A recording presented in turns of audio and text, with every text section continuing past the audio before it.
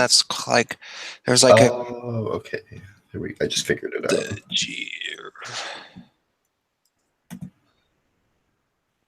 I had to click on the hamburger menu next to your name and say show in broadcast. That's what I had to do. Okay, I'm part of this one.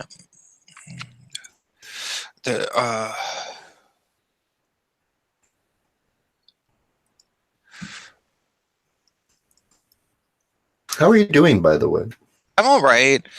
It's winter in Seattle, which is just a really annoying period in general because it's really rainy and the days are really short. Like it's like it starts being dark pretty much at like 4:30.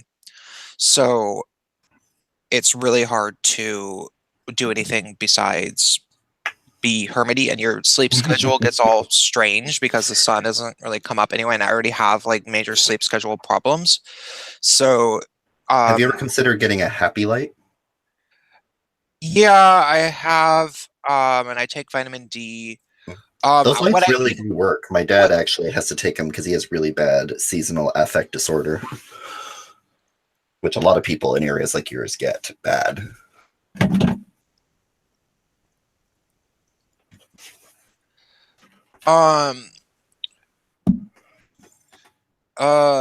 sorry, I'm just trying to post this in No problem. our group. Should I post it in gays for Trump? Sure, why not? Like, eyeballs are eyeballs, and if like a bunch of people start shit posting us in the No, they're not going to shit post. No, they're cool. Like no, that's fine. they're way cooler than like. I've lost my fear of being labeled a conservative. I don't think I'm conservative, but I just don't give a fuck anymore. Yeah, I don't like the term conservative because, well, we could talk about that. Hold on one second. I'll just post it. I'm not going to say. Should I change the title of the stream because I called it Me Too and James Damore? Oh, no, don't worry about it. It's Okay. fine. Maybe put Oprah in it though, because I think we're going Oprah. to talk about that. Oh yeah, totally Oprah. The big O. Let's see. Can I change it while I'm talking to you?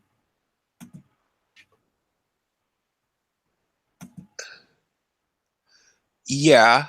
Yeah. Okay. Hold on. Yeah, you could just go into the watch window, and that's how you would look. Okay. I think. Okay, so let's start talking. Otherwise, the viewers that are going to come in are just not going to actually look. Okay. So, Sure.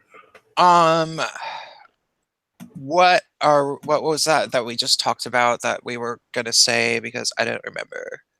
Oh, there's people Oprah? watching. 5 watching. So, hello, people. Hi, people.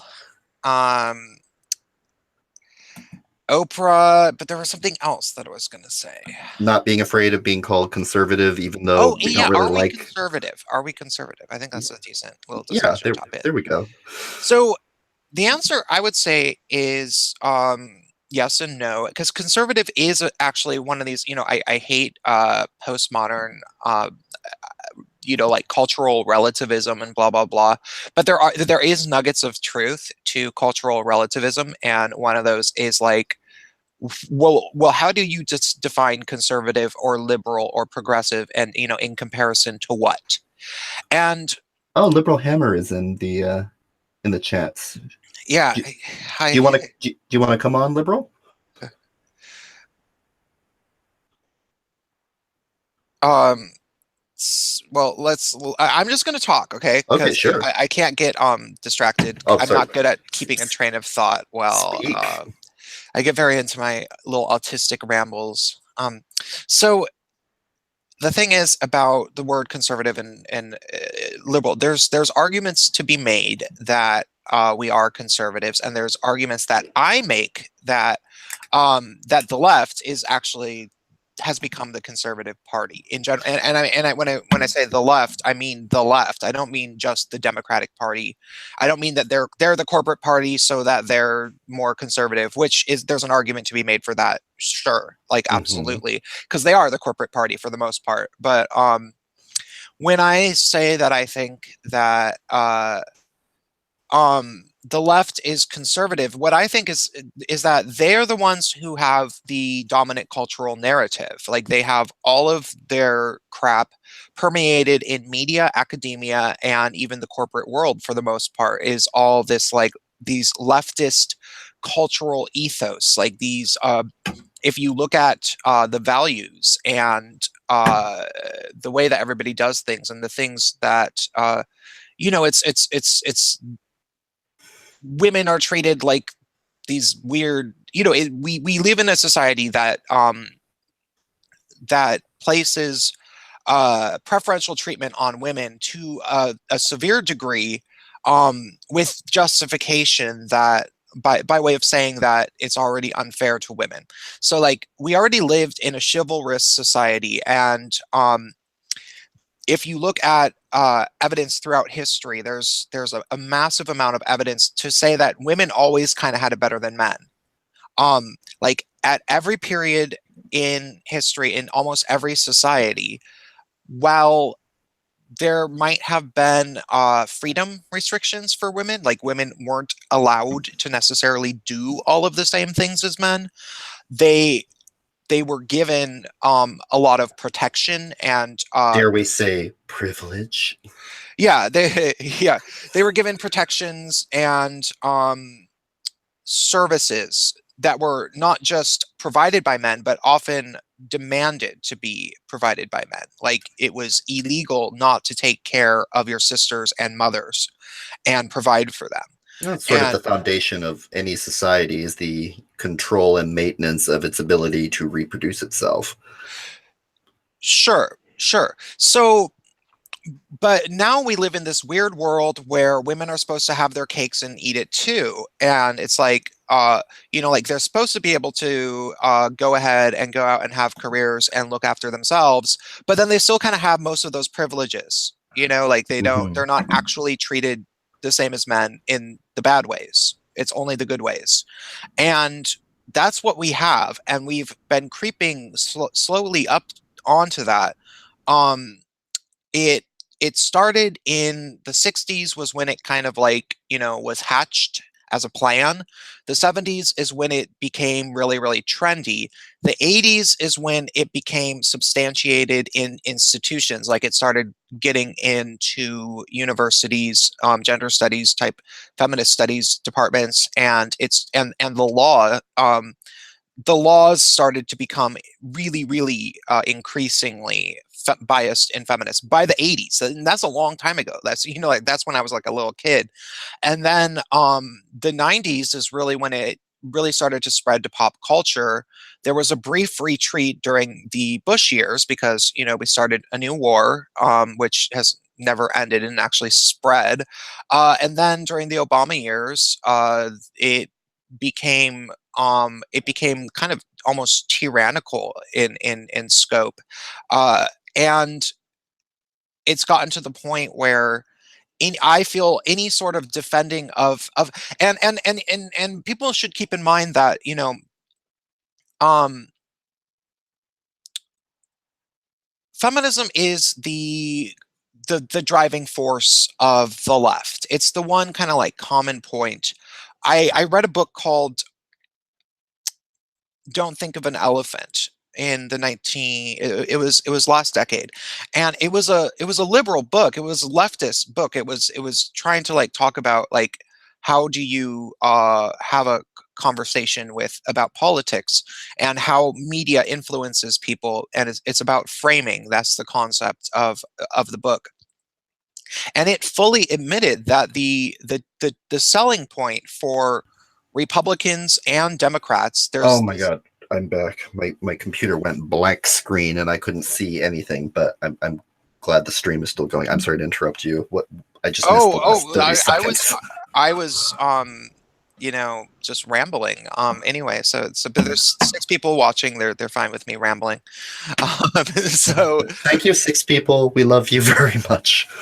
so the thing is, the people people have well documented this, and they've been saying it for a long time, and I think it's really true, which is that the general selling point, like the marketing strategy for the Democratic Party and the Republican Party is sold into two different archetypes, which is that of the nurturing mother and the stern father. And the Republican Party represents the stern father, and the Democratic Party represents the nurturing mother. And it's kind of like, yeah, you know, if somebody fails, then you help them and get them to try harder and blah blah blah. And then the stern father is kind of like, father knows best, tough love, that kind of a thing. And that's sort of like the marketing strategy for what sells these things. And the way feminism has kind of permeated into our culture and taken over our laws, for the most part, it it it has become, uh, it's gone to the point where I would say that it's the conservative position. Like that is the biggest establishment. You know, like this notion of like the stern father, tough love, rugged independence. You got to make something of yourself, boy. You know, like that kind of stuff. That seems so old fashioned that it's not even old fashioned anymore. It's like a past lifetime. Okay. I totally do. One of the things that I sometimes wonder about with the conservative liberal dynamic, because the parties are so similar in some ways and so dichotomous in other ways. I keep talking about 1984 every time, the last time we were streaming. But there's just so much from that book which seems to have unfortunately manifested in our current time. You haven't read that book, correct? Yeah, I haven't read it. Okay. Well, I mean, it's you should at some. I know everyone tells you that, but I mean, it's amazing that's back in like I forget when it was written. It was written like over 50 years ago, and it predicted the world we live in exactly. The only difference is Orwell, who was an Englishman, thought that totalitarianism was going to destroy the world, communism, socialism, I think socialism, but it turned out to be kind of liberal capitalism that sort of became Big Brother. Essentially, though, like all you really need to know is that like misinformation, control of information, and the need for there to be a war between two or more parties ongoing without actually even the possibility of victory, Yeah. was what allowed Big Brother, the government, to stay in power. And it just seems like the Democrats and the Republicans are kind of like that. Like I don't know if either of them even if they could actually win, like destroy the other party, I don't think they want to, because then they'd have to be responsible for everything that they do. Yeah. Like Oh I yeah, don't yeah. It's know. like it's well, that's absolutely goes along the lines with one of the things I always say about feminism, which is that it's inherently parasitic in nature and has to be parasitic in nature because without the host, it would die. Yeah, like when you have I think was it you or someone was saying like feminists don't actually want to rule because then they would be in charge. Like as much as they say they want to be in charge, they basically just want other people to do their bidding. They don't want to Yeah, have actual responsibility. yeah. They don't want to lead. They just want to order the leader around. Yeah, and so basically they want to be married. They Yeah. want to, yeah, as much as they say that they don't need a man, they definitely want to have the wife's position in government, which is like, And you know, corporations and everything. like, And oh my god. yeah. There's like with like this Me Too and now Time's Up. What the? Okay, I thought I understood Me Too as bad as it is, but now there's Time's Up. Are you following Time's Up? Time's up. No, I didn't know that. What is that Uh, new? yeah, it's like the new continuation of Me Too. Like it was a So big they thing. had a battle plan, is what you're saying. Oh, totally. Yeah, no, like it's Rose McGowan, who is just I've decided one of the most ridiculous people in the world at this point, because she's so transparent. She's the one that has been so loud about Me Too all the time, and it's just weird that coincidentally she has a book coming up, that she has a reality series now that's based on this, that she's losing her home, and so she certainly didn't need money because yeah, she says it's from fighting the beast, the monster, whatever, Harvey Weinstein. But yeah, you know, she was never that talented in my opinion. No, she She's not wasn't. that She was no. hot and fucking slutty. She fucking married Marilyn Manson in the 90s. And was high on cocaine for like 3 years. And she has this one She quote. went to my high school and my um Marilyn Manson? n- no, Rose McGowan. Okay. Did you? Here, tell. Remember the quote, but I want to tell this story real quick. Sure, go ahead. She went to my high school, and so I went to this small alternative high school in Seattle, and the way that it worked was there were only like 12 to 15 staff members. They're like who were teachers, and they worked massive amounts of, they probably worked 80-hour weeks. And they didn't just teach, they had coordinatees. You would have, if you're a student, you'd have a coordinator, and they were kind of like almost like a mentor or something, and they would help you figure out what classes you should have, how you would get credits. You would draw up contracts with them, and you would fulfill the contracts, and then you would go over and they would determine whether you had actually seemed to have done what you said that you were going to do, blah, blah, blah, blah, blah. This right? sounds like Evergreen. Kind of, yeah. I think it's actually very, very similar to Evergreen. And it's one of those things where, like, if you take your education seriously, you can actually get a lot out of it. And I was one of the people who did. I ended up going on to writing school, and writing school was good for me, and I became a pretty prolific writer right out of high school, and it worked for me.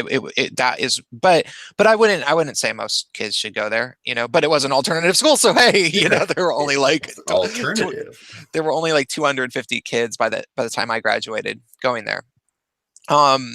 So Rose McGowan went there, and her coordinator was the principal, who was also a teacher, who I was sort of friends with. Like, some of my friends were coordinatees of the principal, and she was cool. And so we would hang out in the principal's room sometimes and just like sit there chatting, because the girls that I knew were like the popular preppy girls, and they like to hang out in there. And I don't know. I mean, it sounds very bizarre, but that's kind of how it was. And we started talking, and the principal, she was like, "Oh, Rose, yeah, Rose McGowan, she went here." And I was like, "Oh my God, really?" And she's like, "Yeah, she was my coordinatee, actually." And I was like, "Really?" And she was like, "Yeah, oh, Rose, she was so foolish. She was just so convinced she didn't need high school. She just wanted to graduate high school as soon as possible so that she could move down to LA, and she was going to be a rich and famous actress. And that's all she cared about. She just, and I was like, well, I mean, technically she was right, wasn't she? But For it's like funny 10 now that minutes. all of this is happening, and it's kind of like the chickens are coming home to roost. Yeah. I've been researching Rose McGowan, and I'm not impressed with what I'm finding. Like, like her parents are more interesting than her. Like, I guess she was raised by some sort of weird pseudo-Christian sex cult in Italy. Yeah, but like that sounds like it went what you were talking about your story with her. It sounds like it went like perfectly with what I've been reading about. I didn't know that story, but it fits in. Like that quote I was going to tell you, like she was talking about when she was on Charmed. She had this weird quote. I think it was in People or Variety, one of those stupid magazines. And she said, like, "Oh yeah, it'd be cool if I was a witch. Every time I'm on a plane, I fantasize about us being high on cocaine and power." And I was just like, what was interesting about that quote wasn't so much that she said she wanted to be a witch, because we all think at some point about having magical powers, but the fact that she phrased it, she didn't want to have powers. She wanted to have power. Yeah. That I don't know if she's smart enough to make that kind of distinction, but the way she's acting on Twitter, I tend to think she might be, or at least a little bit scheming, because yeah, I mean, for the fact that there's a hashtag Rose Army, and this book and this TV show, and she's like been trying to rally her troops on Twitter and calling everyone out and not taking apologies and just being a royal Yeah. So Well, I here's what I have to wonder about all of it. Because I've theorized this before. I've made videos where I talked about this. I think a lot of the social justice propaganda that has been coming out, like the really, really bad crap, like the new Bill Nye show, and Mhm. like just like other just like really heinously cringy social justicey things. I think that it was stuff that had contracts that must have been drafted prior to Hillary Clinton winning the losing the election, and when they assumed that she was going to win, and so they were just sort of carrying out plans that they had already hatched. And I think that that might be this whole Me Too and then fucking She Rise or whatever the fuck, what's it called? Time's up. Time's up. Time's Up. I think maybe all of that might have been hatched. Because Hillary Clinton is a fucking megalomaniacal demagogue, and she's very big on propaganda, and like the Clintons were always like that. Like they knew that getting Bill Clinton into office, one of the best way to do it would be to access the young people. So they went for MTV, and Bill Clinton totally like appeared on MTV and allowed I young remember people. that. Yeah, yeah. It was that's doing fucking that was probably well doing that and then appearing on Arsenio Hall and shit. That was what got Bill Clinton elected. Playing the Like, saxophone and being the cool president, because I yeah, don't think we ever really had one before, yeah. or at Yeah, least I don't not in know recent if we memory. ever had one. I don't. I mean, Ronald Reagan was an Pop, actor. he was popular, but I don't know if he was ever cool per se. Yeah, yeah. I guess that's a good differentiation to make. Yeah, that Bill Clinton, they tried to like access what young people were into, and then like the black community by being playing saxophone and going on Arsenio Hall, and so they did that. They had the that victory in the 90s, and then they thought that they were going to keep doing that when they were to eventually take over the entire fucking, because like a lot of people say at this point that Hillary Clinton, I mean they were saying it in the 90s that Hillary Clinton wore the pants in the family, and Mhm. um that really makes a lot of sense. But she was thinking when she was going to be president, everything was going to be this whole thing where they controlled all of the airwaves, and it was going to be like Stalin, and that was already mostly true before she got elected. But I think that if you look at power dynamics in the broader spectrum of things, there's the kingpins of their realm, right? And you have things like the Democratic Party, that's a big powerhouse, and Hillary Clinton ended up being the leader of the Democratic Party. We know that. Mhm. And then you have things like the crippled Republican Party, which was a bunch of dying factions, like, John fucking McCain, and then fucking the Bushes, and the Ted Cruzes, and, like all these different people. None of them are particularly formidable, so Trump was able to come take over that with his own kind of empire, and then you have somebody like Oprah Winfrey, which has her own empire, which we're going to get back to a little bit later, and then we had somebody like Harvey Weinstein, who is sort of the king of all Hollywood, He right? just got slapped in a restaurant by a stranger. It was weird. That's funny. So Harvey Weinstein was the king of all Hollywood, and he didn't have to answer to anybody. Right? He had Nope. an alliance with the Democratic Party during the Obama administration. I'm thinking that Well, he certainly gave them enough money. yeah, yeah. And so that was cool. But maybe he wasn't on such good terms with Hillary Clinton. So they already had this plan to oust him and everybody related to him. And um Hmm. and then they didn't get her into office, but they're still carrying out this plan anyway. The machinery is still in place, Yeah, even if they. yeah, and also they're like, well, we didn't like all these people anyway because they weren't, on the agendas. They weren't on board with our shit, and also they're just throwing a tantrum. Does that make sense? Yeah, it does. Would definitely knowing about that kind of might explain why, for instance, James Franco, literally, not an hour or so after he wins Golden Globe, all of a sudden this random woman from a play, who knows when, comes on Twitter and says, like, don't talk to me about him, or wink, wink, and all of a sudden now there's 5 women. It's like, really? They're just, I swear, they're just waiting, like, to take down every single man, whether they're good, bad. I mean, like, what, they're going after Stan Lee now, Yeah. which it's amazing that they could And they're actually saying that he's doing it currently in his nursing home and he's 95. I mean, here's the thing. Even if he was, which I don't think he is, because he's got a huge staff of people who would definitely protect him, or at least, be able to confirm or deny it, because I doubt he's being left alone with just his private nursing staff. But even if he was, he's 95 years old.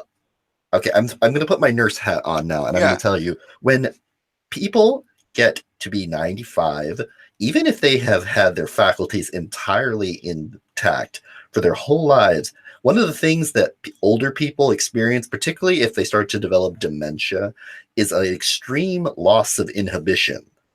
Yeah. You cannot really, no nurse would honestly think that a 95-year-old man who was being lewd and indecent was trying to sexually harass them, because that's literally part of the job, taking care of the elderly when they start to break down. And if this actually did come from the nurses, like they're saying they are, then they broke HIPAA, which is grounds to lose your nursing license. So either they're lying in deep shit, or the story is just completely made up, because it just does not add up. And it makes no sense from a medical standpoint that Yeah. any No, nursing no, no. company would You're do this. so right. And it's making me think about, because my dad is elderly and he has dementia, and um he sort of does slightly inappropriate things with it's not like, any sort of like really bad things. It's because, I mean, he's the My type of grandpa did the person where same it's thing. like you have to prop him up to make, if he tries to stand up, to make sure he doesn't fucking fall and, like, break his hip. Like, he's that Mm-hmm. level of elderly, and so it's like, it's not like he's a threat. Like, a fucking 10-year-old girl could whip his ass, so Yeah, it's not like, no, it like, anyone who would actually think that someone at that stage, especially if they're a dementia patient, they are not responsible for what they do. They can't sign legal documents, for God's sake. So how on earth could they sexually harass you if they're not yeah, even within their own faculty?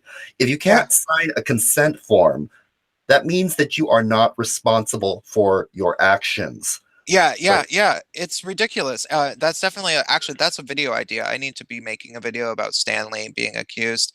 You know what? I'm going to tell you right here and we now. should I'm do it going to be together. more attentive to YouTube and the culture war. I need to get back in it because I've been slacking a We've little missed bit you. because I needed a break. I mean, it's not Well, that that makes sense. well, okay.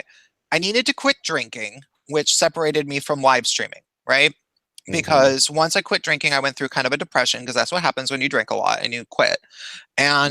And so I quit live streaming for the most part. And then I couldn't live stream because I got the fucking strike. So then I was really So gone. stupid. Yeah, and then I got the 2 week ban, which, by the way, all of that shit will expire in about a month. The first strike has expired officially, so I only have one strike on my channel. So I'm not in fear of immediately losing my channel at the moment. Also, you can start streaming. You can start streaming on your your big main channel that you've been working at for so long. Yeah, in about a month. Oh, okay. Yeah. Um, and but so there was that. So yeah, then the strikes happened, and it was kind of like a series of things that have like led me away from YouTube land. And over the course of that, I ended up getting really addicted to Overwatch, this video game that's social and you play it with friends.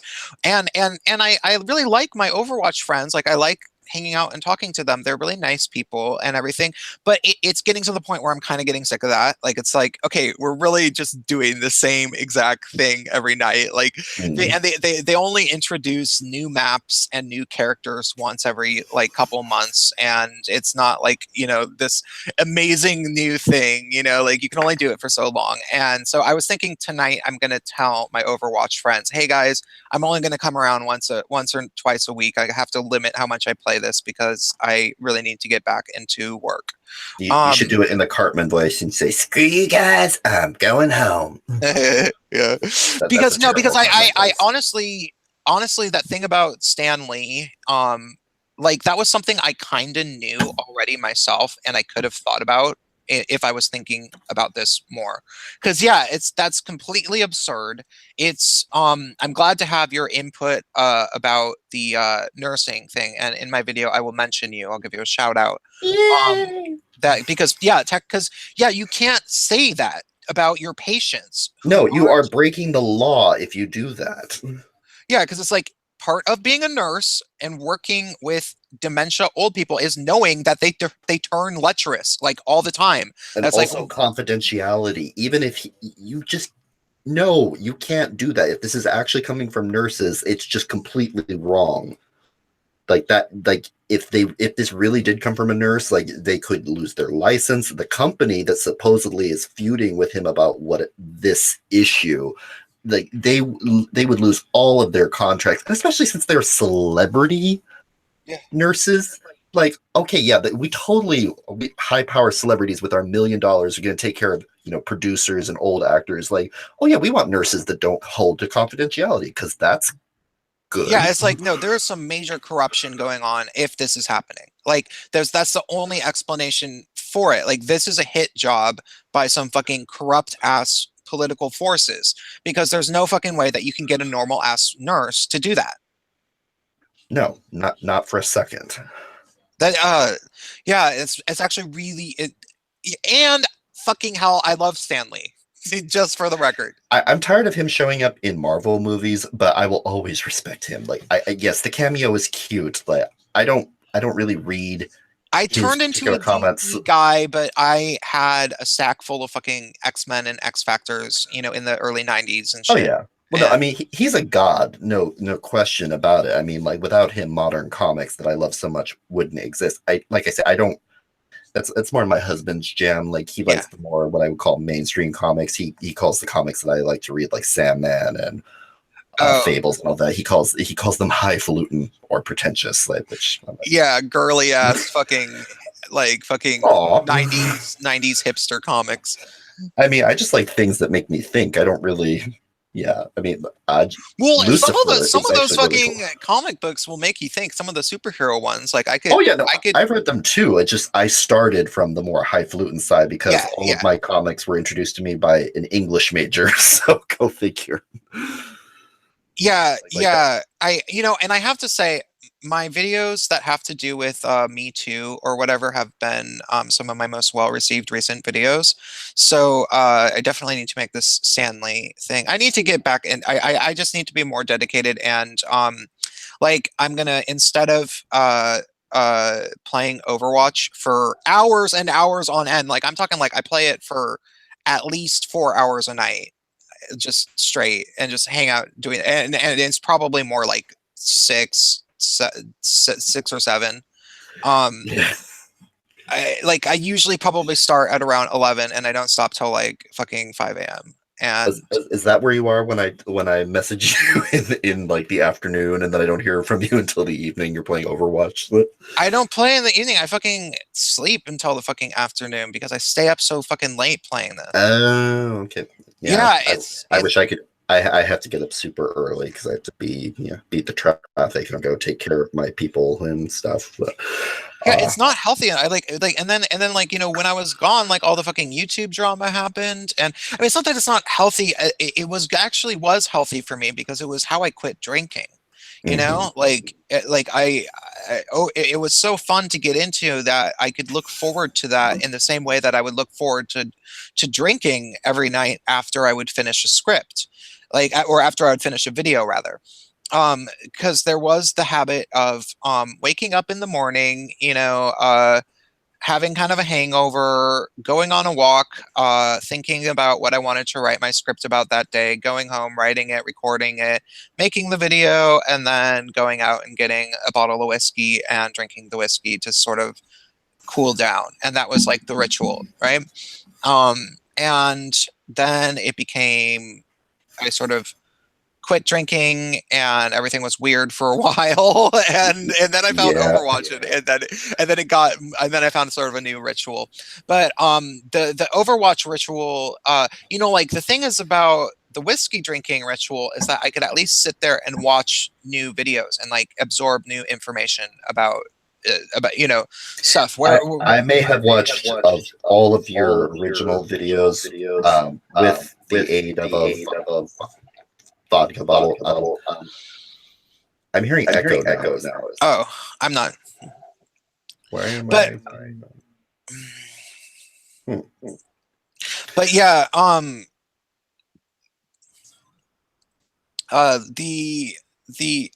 my original videos were made for kind of drunken audiences, right? Well, they worked. Point curation can hear the echo. Okay, yeah. So it might be me. I'm here. Okay, I plugged back in. Are you hearing it still? Nope. Okay. I don't hear anything now. Okay. Hi, point curation. Yeah, I'm well. So the thing is about my original videos were okay. And this is my perspective, but I think that a lot of people could probably agree with this.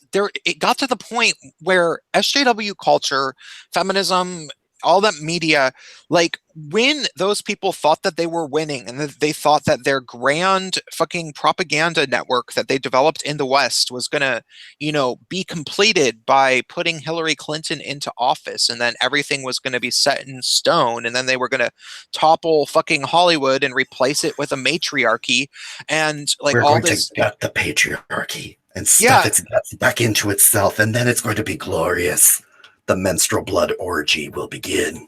Yeah, when they thought that was going to happen, it drove me to drinking all the time. Like it was terrifying. It was I just couldn't deal, I just couldn't. It's a lot.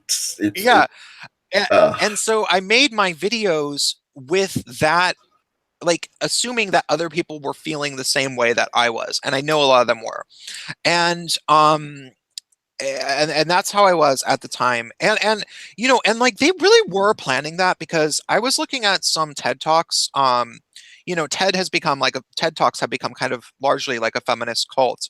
And unfortunately, because they used to be so good. Yeah, there are some good ones still. But the TEDx Talks are usually pretty good, but oh no, I would not say that. But the TEDx Talks are like their own little franchise that anyone can throw.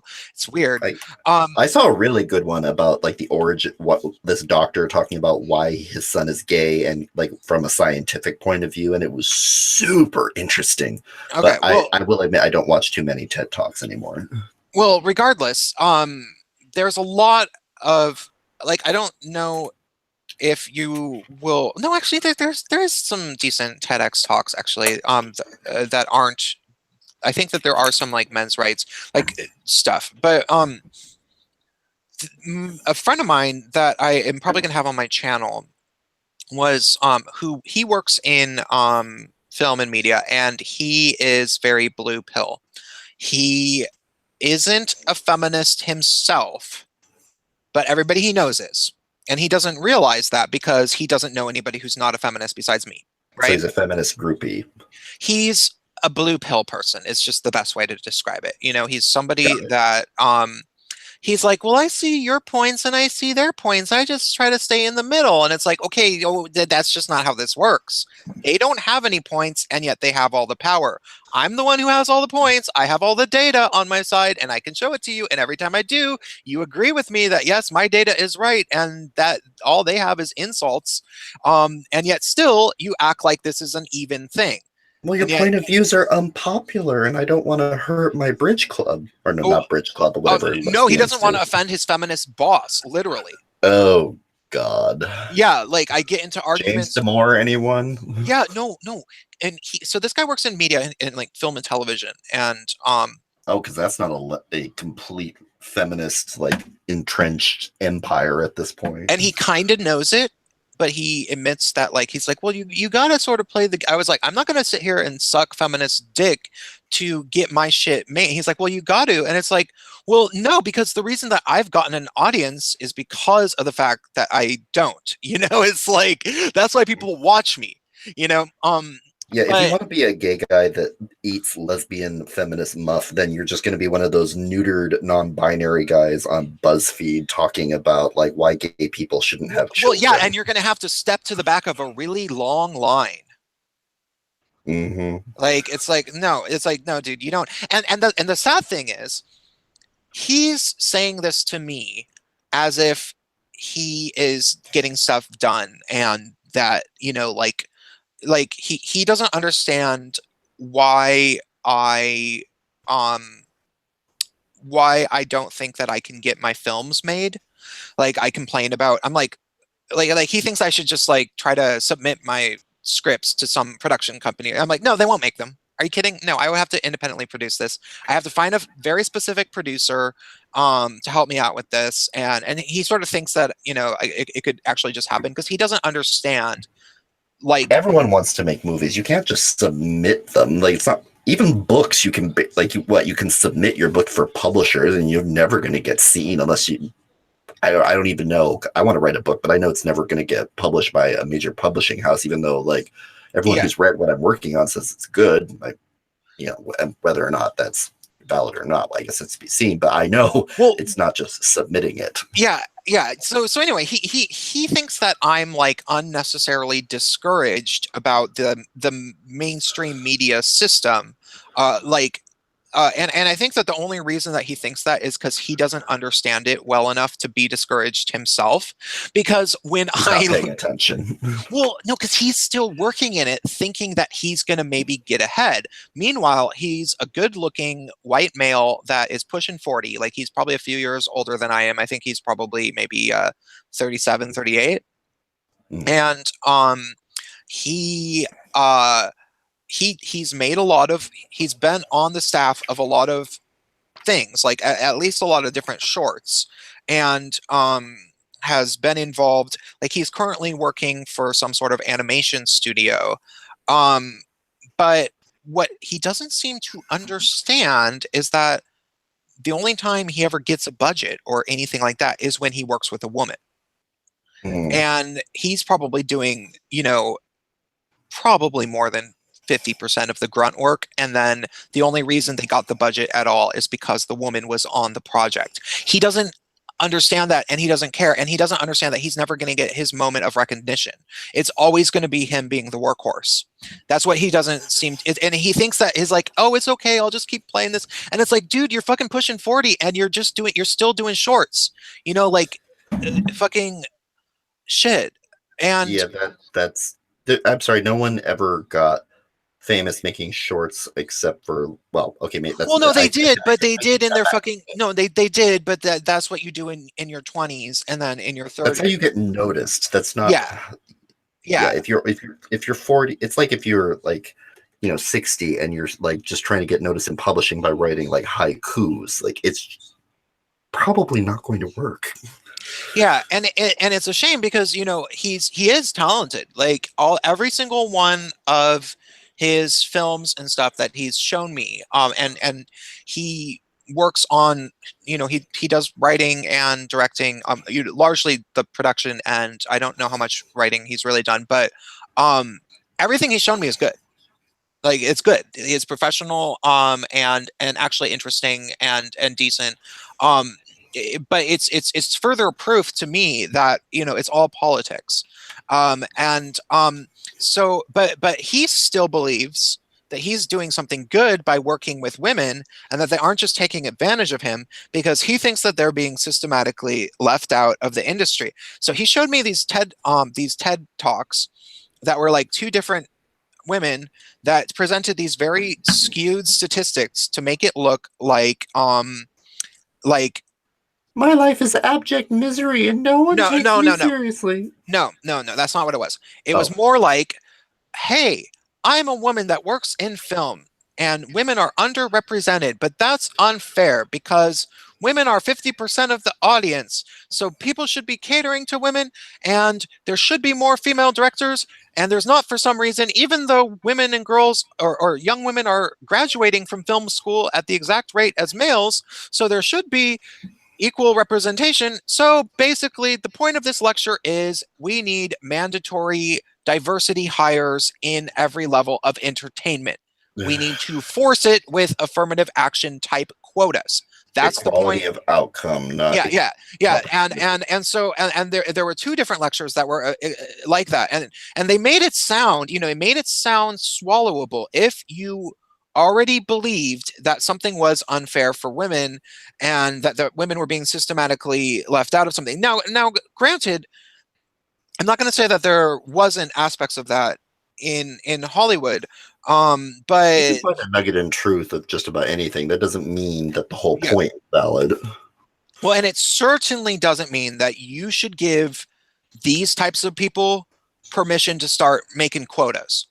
Well, no, I mean, look at what they did. Look at what's happened. We were talking about comics earlier. Look at what happened to Marvel and DC. Every time the SJW, like feminist logic, infiltrates, especially in creative fields, like once you have talking points, you can't express any kind of legitimate art. At that point, you're just making propaganda, and people don't like propaganda. That's why PSAs have never worked.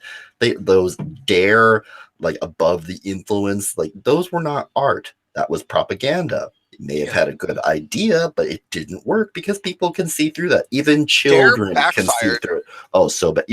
Oh my, it's so sad, but kind of also funny in a really terrible way. So, did you have a dare officer? Yes. Yeah, so my dare officer, we loved him. I think I forget what his name was. It's like Officer Foster. I remember mine. Somebody. Yeah, I think that was his name. Well, anyway, we Officer loved him. Gene McClanahan. My class loved our dare officer. He was really cool. And then all of a sudden, halfway through the year, we had this new guy.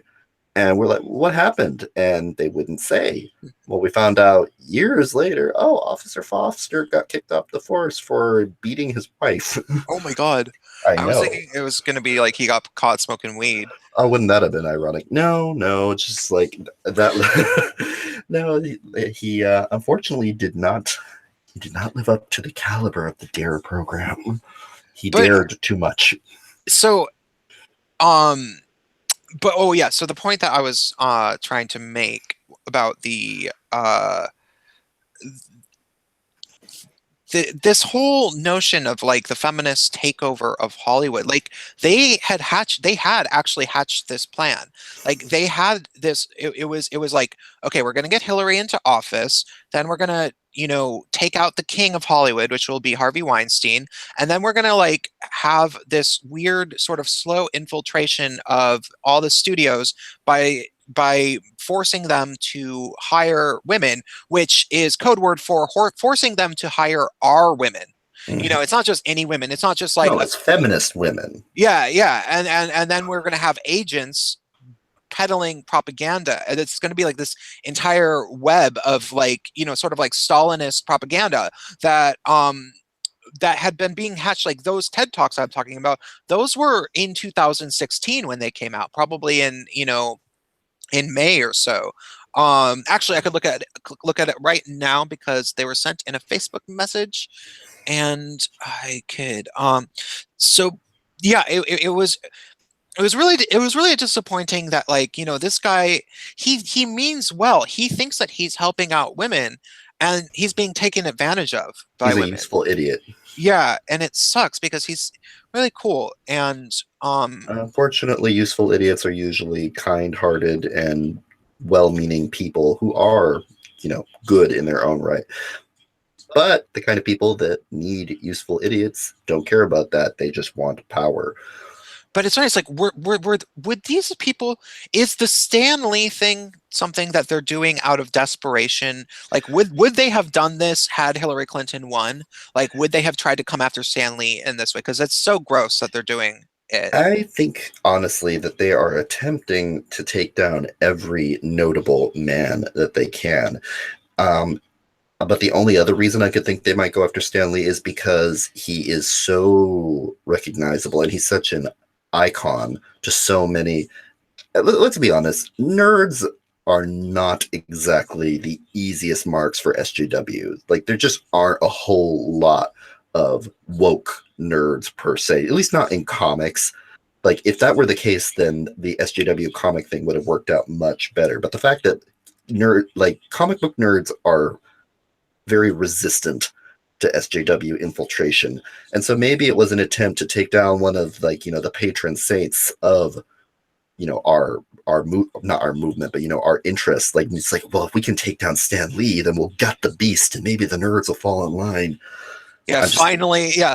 They've had hard time with the nerds because they're never going to get them. It's not well going to work. well No it, one's believing the Stan Lee thing. I think no okay, it's weird because the thing is nerds are not misogynistic. They never have been.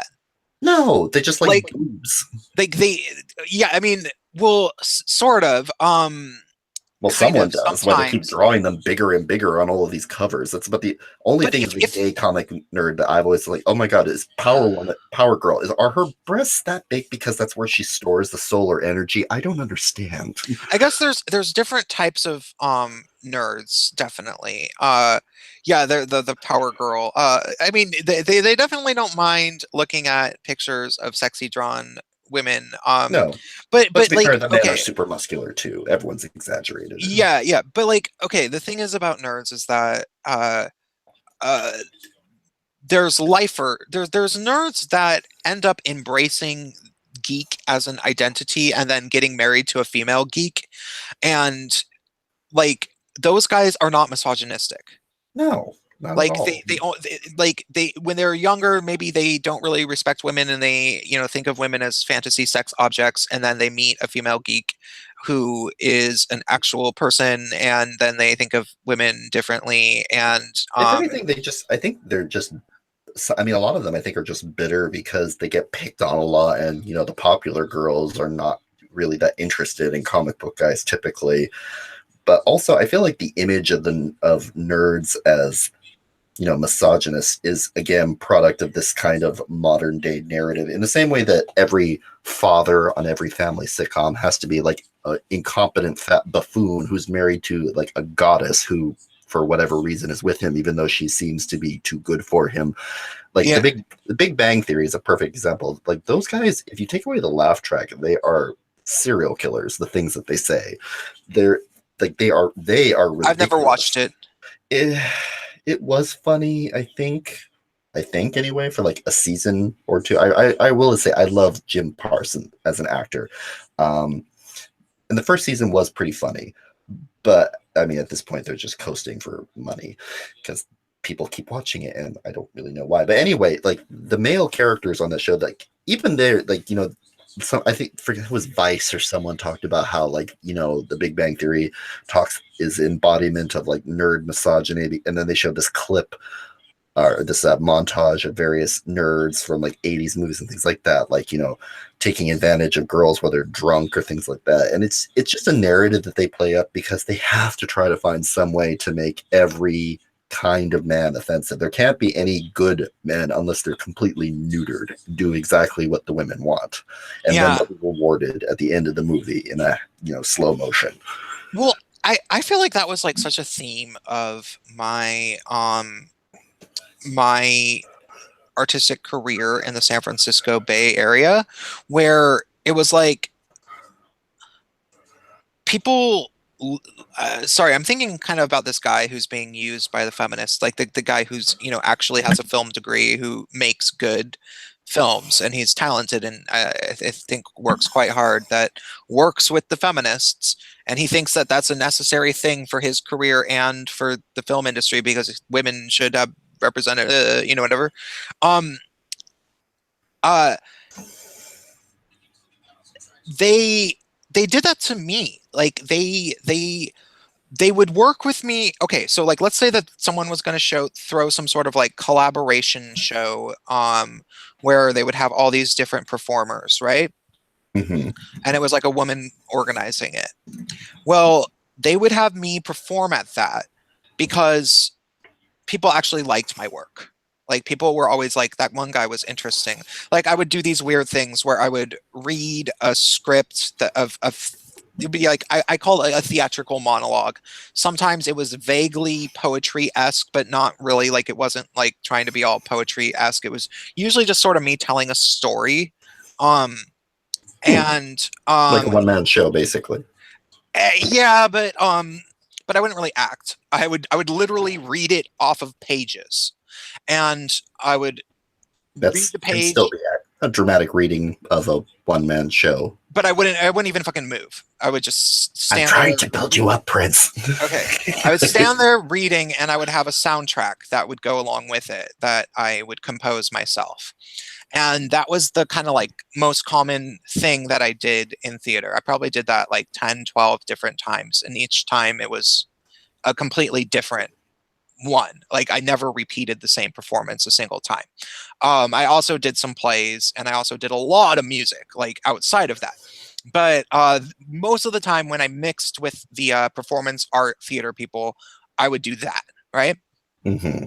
Because 10 or 12 different performances of a certain thing, that's kind of a lot. Actually, it doesn't sound like that much, but if you take into account the fact that this is going over let's say a 4 or 5 year period when I was doing that, and it's only a relatively small audience, like I would say probably 400 people are actually going to these types of shows. If you see me do it even 3 or 4 different times, it starts to kind of get like, oh, okay, I get what this guy's shtick is. You know what I mean? Mm-hmm. So, but still, me doing that was still always one of the highlights of the show in the way that people actually liked it. People always were like, oh yeah, it's I mean, I didn't call myself Prince of Queens, but it was, oh yeah, Prince of Queens with his weird writing thing with the music crap. Like that's actually always pretty cool. And so it's like me doing that would make it kind of worth watching. So they would have me and maybe like one other thing in the whole show that was like actually worth watching. And then there would be like 7 or 8 other performers. Like these shows would always be a little bit too long, and it would be these like fucking stupid feminist dance piece things where like the cringiest crap that you can fucking imagine. My vagina is a person. Why don't you talk to it? Talk to my vagina. Or, not even that. I mean, that's the type of thing that would go around YouTube and you would hear about it, but it would be more like she would like, some girl would come out and she would be naked and she would have pantyhose on her arms, and she would go out and like do a weird interpretive dance and bark, and then like put a bucket with food coloring all over her head and like move around a lot, and then that would, and then the lights would go weird. Just it wouldn't even make sense at all. Like the vagina thing would at least, like, she would sort of like, you'd be like, oh, I guess she's trying to talk about her vagina. But most of the stuff was just completely asinine. Like just totally like, why even bother? Like, why are you? Requirement of feminist poetry that it has to be incoherent, and it wasn't even poetry though. It would be dance stuff. It was these people were almost all unanimously dancers. And but not even dancers, like fucking pretentious dancers. And it was movement annoying studies. That's what they used to call it in my theater program in college. It must have been movement study type people who, yeah, because and it was annoying too, because there were a few people that were actually good dancers, and even they like were treated kind of like outcasts. Like I was always like, they would have me play at these shows sometimes, like they would want me to perform, but then they would act like I wasn't part of the club, really, right?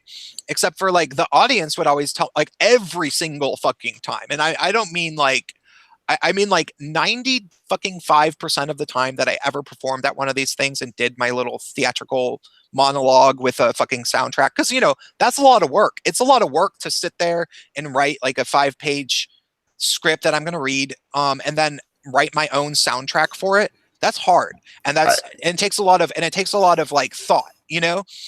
yeah, you, I did playwriting in college as a minor, and I only got to do 1 or 2 performances, like with actors. But yeah, it's just mind wrecking, well, incredible in the amount of soundtrack, work. because the soundtrack would coordinate with it. It's not like it was just like me reading with Oh, some that's on random. another level. Yeah, like I would change when the music would change, you know, it would be like suspenseful and stuff, like it was like this thing, and you could tell, you know, like it was like there's video of it. Some people have video of it at some places, I think, Oh, I'd you love to know. see that. Yeah, so like pretty much 95% of the time that I would perform that, there would be multiple people that would come up and tell me afterwards that my thing was their favorite of the whole night. And it was pretty obvious that I was like, I'm pretty much always the audience favorite, you know? But these people who are doing this stuff, they who are doing the stupid abstract avant-garde dance crap, they did it because they went to college. They weren't particularly passionate about anything, and then the weird dance classes were the most fun. Like they ended up taking dance Well, they're because they easy liked. too, because how can you They're easy. criticize it? Well, yeah, they ended up taking dance because they liked dance, and they took acting because they liked acting, but then they realized that being serious about either dance or acting is hard. So then they ended up taking like weird interpretive improv type blah blah blah, and then they realized that that shit was easy. Then they realized that you could major in that, and then they realized that they could move to San Francisco and try to be a part of the weird interpretive dance community that was in San Francisco. And somehow, for whatever fucked up reason, there's so many of those fucking people that they drown out everybody else that's talented, including talented dancers. People like my friend Rachel. Oh, okay. I have this one friend. I just said her name, Rachel, who she is a legit dancer, who's good. Like, she was in a performance where her and this other girl and this guy, the entire first, and it was good. I would not, I don't like most dance things at all, you know. But like the entire first like you show up and they open the doors, and then there's like I think a half an hour before you get seated, right? Or half an they open the door and you're milling around in the lobby, and there's like serving drinks and crap, and then For like $22 or something. it was probably a lot of money, but she put me on the list because I think just because she knew that I would probably like it, and I would, you know, tell people to see it, so this is how intense of an actual like athletic dancer she was. When the doors open, her and her co-stars of it, they were jumping up in the air, kick and doing a double kick, like put one leg up in the air and then I do like ballet. yeah, but kind of like they're doing like a karate kick, like a hiya, and like so like one leg up, then the next leg up, you know, like and really like kicking hard. As you Like, say, legit, like really athletic and actually artistic dancing. well, okay, this part was just proving stamina, because all they were doing is running around the whole studio, like where the people were getting drinks, going to the stage, going around the seats. And this was a big show. There was probably about, you know, 200 people in the audience. And they were all uniform, kicking and going like at the same time going, huh, huh, huh, and like, you know, putting the one leg up and then kicking the other leg out, like, you know, level with their head, as if they were like, you know, like about to like do some sort of martial arts kick on somebody. And they did that for a fucking half hour straight. Seriously, like literally that Wow. long before they even started their show. And then they did a whole show. And like she did that, and that's how capable of a dancer she is, like as like an athlete, you know. But she had to rub shoulders with these same types of people, and you know, largely be in shows that were like honestly way beneath her. But she had a very like interesting she didn't want to be a ballerina, and she didn't want to be on Broadway, so this is what she was left with. That is You know kind what I'm of a saying? narrow occupational range for a dancer. Yeah, well, I mean, there isn't really that many opportunities for dancers. It's just sort of how it is. Truth, And unfortunately. yeah, and so there the it's like San Francisco is this sort of like cesspit of people that are cesspool of people that are like have they want to be artists, they want to have an audience, but they haven't really refined their craft, and the audience doesn't necessarily want it, but they don't really care. I guess. It's funny And that I spent my entire teenage childhood literally wanting to do nothing but move to San Francisco, and you went there, got to live the life that, in some ways, I probably wanted to have when I was a teenager, but rejected it because it sounded like it wasn't all that good. it was fun to a certain degree. Okay, so like there was a period where there was shows all the time. Um, there was a whole bunch of people, and you know, there was like 2 or 3 shows a week, and a lot of them were like this, and like yeah, a lot of the crap was pretty bad, and you sort of just pretended that it was good, or you just didn't really say anything about it at all, which I largely didn't. Or I would get kind of wasted and be kind of shit baggy and like make fun of, like not during, but like Live trolling. it wouldn't be that hard to You weren't get, throwing rotten produce at the audience or no, anything. but you could get me talking shit about another performer later on in the night. Like it wouldn't be that hard. Um and it was but but people generally really liked my work, you know, and that was fun. That was a cool thing. But it was kind of weird though, because I was always like one of the best ones, and so I stopped taking criticism from other people. Uh well, people never knew how to criticize me, because it was always like, well, who are you? I don't respect you. And so I didn't really get that much like good criticism from people. And then some of my friends would be like, yeah, you're not really doing your best work. And I was like, I don't give a shit. And so, yeah. that is a yeah, that is a hard position to be in when you want to refine your craft. Like you need people that you trust, but you also need to be receptive to. Yeah, so I feel you there. Blah, blah, It's blah. like, Okay, that's okay. Now we're just talking about me and my past. This is not what we should be talking about. We should oh we no, should move we on. were, yeah, Why don't you talk about Oprah. Oprah? I had less to say about Oprah, but it is I one of the things I will say, which has already been said, but I'm going to say it anyway. So yeah, if Oprah runs for president, it will basically just throw all credibility of the elections out, because it's bad. If Donald Trump, funny, all the things which people said about Donald Trump, like how he's just a billionaire businessman, he has no political experience. Why the hell should we let this person be the most powerful man in the world? Okay, so Oprah is just black Donald Trump in that sense. I mean, yes, you know, she's much more likable. She probably would be able to give better speeches than him.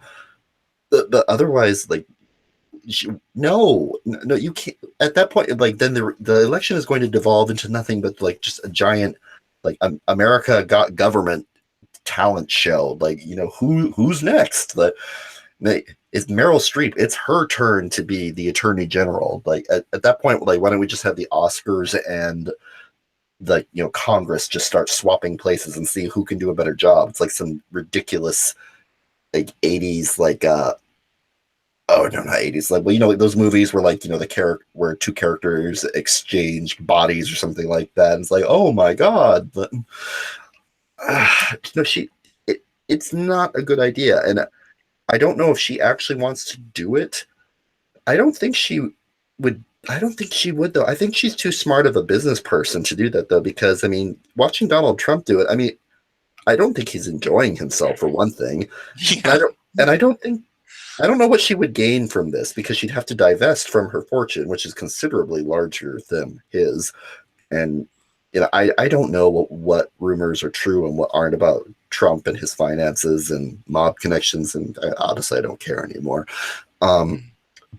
but I have a feeling her finances are more, let's just say, because Trump is basically just an intellectual property licenser. Like he puts his name on stuff, and he gets paid for it. And I'm sure he does other things which we don't know about, and that's fine. But Oprah is Well, an actual real media estate, right? mogul. But yeah, it's pretty much all Trump has done is real estate. Like he doesn't own any of the, or at least not most of the Trump properties. Most of them are things that were basically he puts his name on it. Maybe he has like a stake in it or something like that, Mhm. but he doesn't actually foot any of the bills. Yeah, I He don't puts his understand name how on. his business works like at all, actually, to be perfectly honest. Like I don't really know what it is. It literally is just that. I mean, like all of the Trump businesses, from what I understand, and someone would have to correct me if I got this wrong, but from what I understand, literally he just puts his name on it. Like a developer will come and say, I want to build a tower in say air like in Phoenix or something like that. I want to make Trump Tower Phoenix. And Trump was like, okay, well, if I'm going to put my name on it, it has to be like this and it has to do that. And, like I guess the requirement is that I have lots of gold. And I think that it seems like he also like he gets a percentage of it or an upright fee, but he doesn't. Basically, he just puts his name on stuff, and in the same way that I think the best analogy someone said was George Foreman did not play any role in the development of the George Foreman grill. It was just a grill that someone wanted him to endorse, and in exchange for him promoting the hell out of it and putting his name on it, he gets a percentage of it. But it's not like he had this after he stopped being a boxer, he's like, you know what I need, I'm gonna work on a grill. Yeah. Like, and Yeah, that's yeah, the yeah, same yeah, yeah. I know what you're saying. Yeah, the name thing. I didn't know that Trump was basically like that. Like Trump is a brand. Um, it literally is nothing but a giant brand, and some of them have worked out well and some of them haven't. well, because I mean that makes sense. Because like I remember being like a little kid. I've said this so many times that I started making it into a song that I actually might record. I probably should write it and record it because it would be very at least during this 4 years while he's certainly going to be our president. Um, There's gonna be lots of I material. I remember being a little kid in like the second grade, literally the second grade, because I only went to school at that school for 1 year. And I remember being on the bus, and there were some little black kids on my bus, and they were saying, "When I grow up, I'm going to be like Donald Trump because he has all the money and all the women." I remember Donald Trump when he was much more likable. So here's a tidbit from my personal life. So my favorite television show of all time. You're gonna judge me for this, I know, but it's The Nanny. I And Oh, with Fram Drescher. oh my god, it's embarrassing how easily I can quote that show. I've seen every episode almost as many times as I've seen Star Trek. Um, I'm a giant nerd, but yeah. So Donald Trump appeared in a couple episodes of that because I believe he and Fran Drescher at least were, possibly still are, friends. It was funny. Like I remember when he used to do goofy commercials and stuff like that. And he was just, my dad used to like him. It's like, oh, it's the Donald. But before he got into politics, he was a very well liked person because he's just this goofy orange billionaire. Like who doesn't like that? And then he got it. I don't know. And then he started doing the birther thing, and then he started doing the president thing. And I mean, at that point, you just turn the volume up. Like so, the people that liked him already or like really like him, and then the people who were sort of like, oh, whatever, all of a sudden are like, ah! So Yeah. yeah. Um. So Oprah. Oprah. Oh, Yeah. we keep straying from Oprah. Um. My thoughts on Oprah. Uh, I don't know if she would run or if she wouldn't. And okay, so there's a few things to keep in mind. Gail would have to be vice president. Yeah. There's a few things to keep in mind. One is that there's a big chance that Oprah is actually not doing well financially. I suppose that running a television network is quite expensive. And who Well, the and hell apparently watches it hasn't Owned? been getting ratings. And the thing is about Oprah is that she has tried to expand her enterprises many, many, many different times. And I don't know how many of them have been super successful. Like, Hmm. I know, like, so her big thing was her talk show. It was the number one rated daytime television show, period, for like 2 decades or some shit. It was Um, a it was an institution unto itself. I really wonder why she stopped. yeah, I don't know. And then she tried to expand in the late 90s, and she did two different things that I know that I remember, which was the Oprah Book Club, which became a publishing thing. Um, and so it was like she was basically like republishing books that had already been published, and it was as approved by Oprah. Um, and that might have made money. I think that that probably actually really did make money. I'm sure it made a ton of money because it was a direct tie into her TV show, and Yeah, yeah, yeah, and they got to talk about it. Yeah, so every little fucking housewife in all of like North America got to like pretend like they were hanging out with Oprah with the book that they had just read. well, So not to mention the publishers probably had to pay quite a bit of money to be like to get that kind of advertising. So it was really like double dipping. I mean, who yeah, knows? She might have actually even asked for like a percentage of the royalties and gotten into like. I forget. Did she have a publishing company? um I don't know. If she was smart, she would have gotten her own publishing I company. think that she did. I think that she published her own because I think that like She's written books. once something was on the Oprah Book Club, you could get like the Oprah Book Club edition. I got one from my mom. She bought it for me for Christmas one year. Okay, It yeah, was she probably made more money doing that than almost anything else. Because how yeah, yeah, because I mean, like the only people who fucking read are like bored housewives. You know what I mean? Like and and so students who are required to read books. yeah, largely. Like I mean, not the only people, but in terms of like making something profitable, um bored housewives who sit around are largely going to be the people that are actually like buying lots of books, and those are who if you live in a neighborhood that has the free book boxes, those are the people putting the books in the boxes are the bored housewives, and True. so um Oprah she was able to do that, and that probably made a whole lot of money. But she's tried to do other things. She tried to start or whatever, like the Own oxygen. the Was Oprah Winfrey Network. Own, I believe it okay, was yeah, called. and it hasn't been doing that well. And she also tried to start film, and she made she produced the film Beloved in the late 90s, which didn't do so well. Um, and I think that her network likely isn't doing so well because networks in general aren't doing well. And No, so there's a possibility that she's sort of maybe like trying to save her empire, and she would go uh, to run for office, which is maybe exactly what Trump did, you know? maybe. I just looked her up. Like it says she's currently worth $2.8 billion according to Forbes magazine. But I mean, but people were saying that that's not true about Trump. Like they're like doubting how much he's really worth. True, but I mean, you're right. It could possibly be that it's the same thing. But different billionaires are worth different things. It really just depends what the revenue source is, and Trump's business model and Oprah's business model are very different. But I guess if nothing else, Oprah hasn't been really that much in the. How long has it been since she went off the air? Like a while, I don't remember.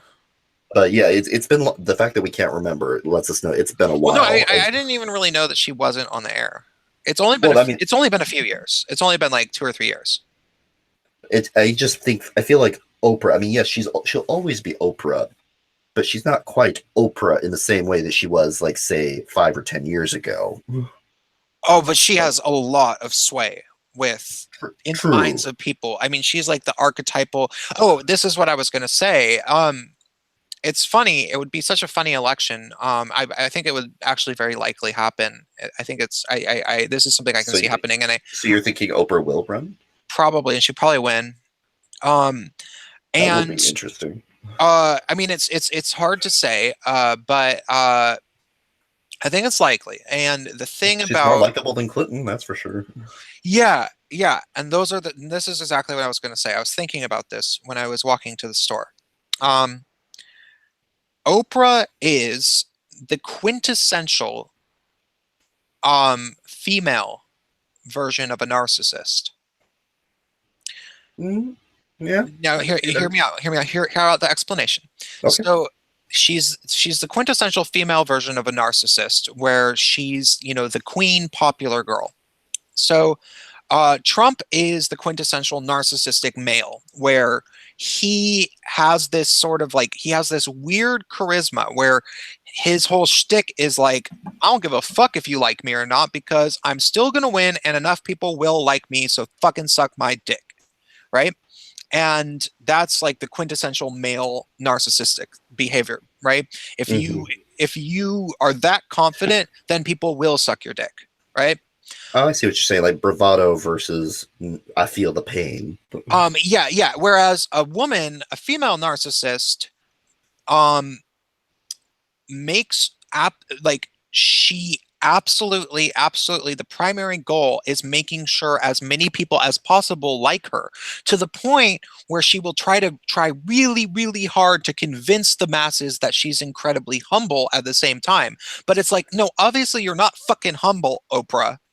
Like, we know you're not humble, Are you you know. thinking about the everyone gets a car moment where is I I don't know. I'm not thinking about anything in specific. I'm thinking about Oprah. Like, Oprah is not a humble person, but oh no, but definitely she not. knows how to fake it. She knows how to like have her moments. Like, she'll have entire she's done this so many times, like at least once or twice a year. She'll have an entire episode that's devoted to basically being Oprah's televised therapy session about herself and her own life. Hello, And family. or like my weight loss. I'm going to talk about my weight loss and weight gain yet again, and how and why I felt compelled to do all those crash diets and blah blah blah. And she sort of like self-deprecating with with some sort of redemption at the end. Like, I'm going to talk about this, but only as a vessel to talk about how I've grown past this. And she's always doing that. Like, she's always been doing that. Like, she's like, You're I'm saying gonna she was the first humble bragger? uh kind of, yeah, yeah, or I don't know if Like where she's talking, like where yeah. you brag about how No, I know humble what the you humble are. brag is. Yeah, no, I don't I know. meant her. Yeah. I don't know if it's the right. It's sort of like the self-deprecating with redemption. To, but it's really just a ploy to get people to like you, you know. And she was so good at that, and it's such the reverse of what Trump is. And uh and it's also very different than what Hillary Clinton was. Like, Hillary Clinton tried to be this like weird archetypal thing, but she was simultaneously like people didn't Hillary Clinton wasn't popular uh because she was never popular. She people feared her, really. Like, Oh yeah. she was somebody who rode into power on her husband's coattails, and then manipulated her surroundings into becoming very powerful in Washington D.C. That's what she did, and people literally feared for, like, Donna Brazil literally said that she was afraid for her life. Oh my God. I Yeah. didn't. I mean, I've always heard people talk about this, but I'll admit, growing up as a younger Democrat from a Democratic family, like I always just assume, oh, that's just Republicans. They, what do they know? They're just saying this crap because they don't like her. No, when But okay, so after Debbie Wasserman Schultz had to resign because the WikiLeaks proved that Debbie Wasserman Schultz was being unethical and probably illegal, doing things that were probably technically illegal, um, which are probably which are probably still under investigation with regarding how they actually they probably should be. yeah, yeah. So after that, and then Donna Brazil became the chair. Um, Donna and things weren't going so well, and Donna Brazil was starting to ask questions herself and be like, wait, are you guys doing unethical things? Then she started fearing for her own life. And she published that in her book. So Do Hillary you Clinton, Hillary Clinton was just a fucking scary fucking person, like male or female. Like she just had, like she probably is actually a sociopath, like she probably has had people killed.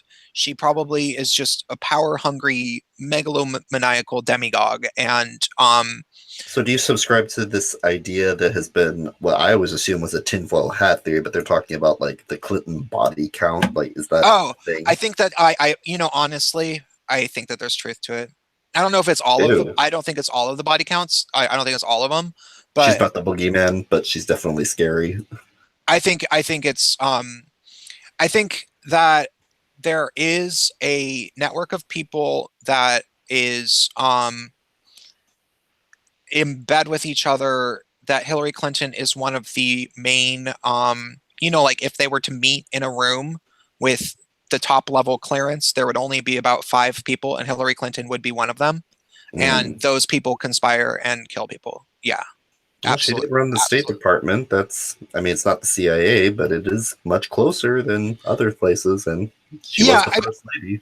yeah, I mean, we know that the CIA and things like that kill people, and we know that corporate, like people who are who are mega billionaires could theoretically afford to kill people, and like just to think that maybe they don't is just, I think, completely naive. And that's I don't want to get too down that rabbit hole, because Yeah, well, I mean, there are plenty of rabbit holes when it comes to politics. I mean, like, if we're to believe every Hillary Clinton conspiracy theory, then we probably should also talk about the Donald Trump conspiracy theories, and then we'll just yeah, never get to the truth.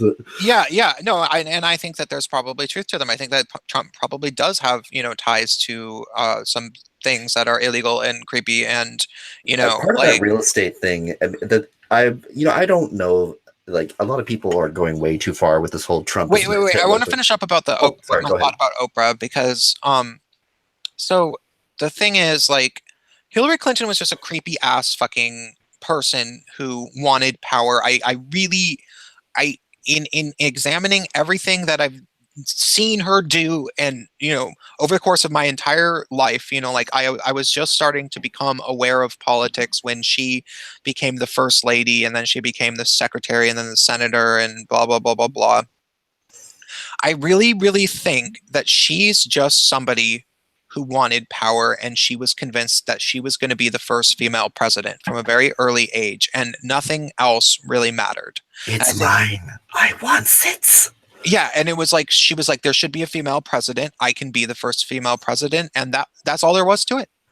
Like, that's like like The iron vagina. it didn't necessarily matter whether or not she was going to be a good president. She just felt like the mere act of being the first female president was justification enough for doing everything it could, everything Well, it it took. definitely gets you into the history books. I mean, Yeah, Margaret Thatcher, good or bad, everyone knows who she is. yeah, absolutely. So Hillary Clinton, that's sort of like what I think.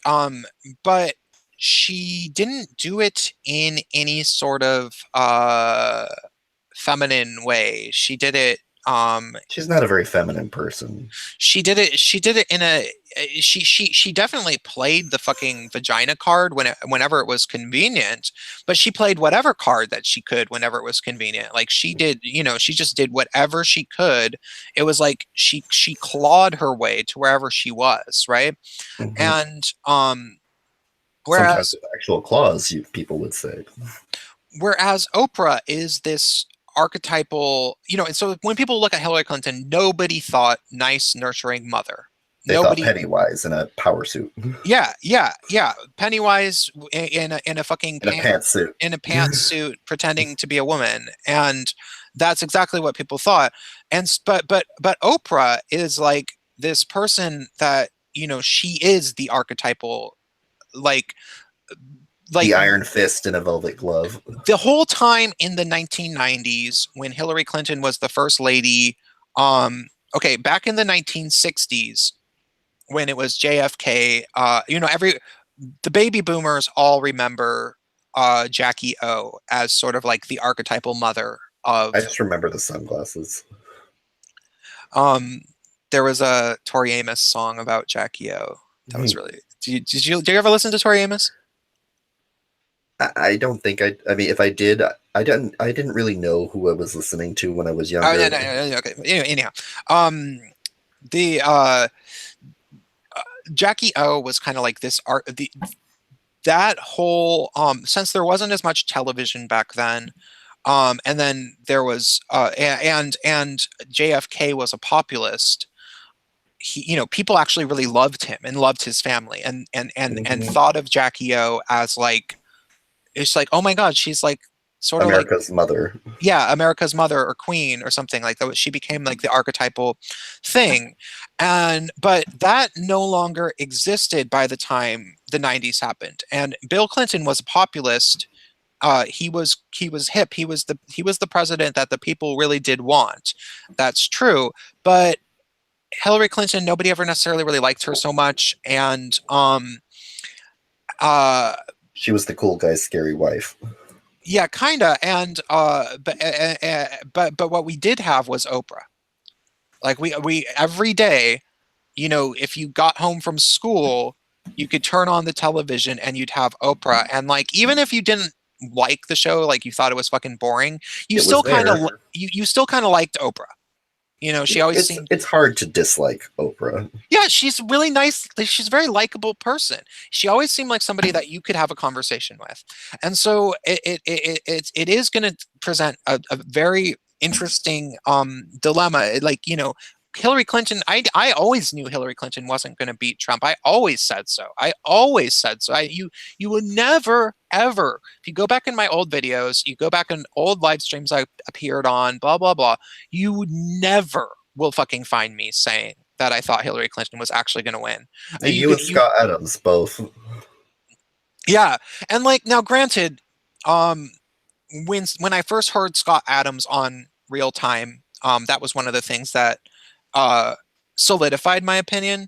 But I was saying it before. Like, I was like, as soon as I realized that Bernie Sanders wasn't going to win, then I started to realize that it was going to be Trump, because I just didn't like. But I will say that Oprah could beat Trump, but it's going to be a toss up, because I don't know what the fuck is going to happen if she runs, and if the gloves come off and they start attacking each other, and they start, because It's gonna like, get ugly. it's going to be the whole weight of the Trump empire and Trump's geniuses, which, by the way, do not kid yourself about Steve Bannon and Steve Bannon dissociating with Donald Trump, blah blah blah blah blah.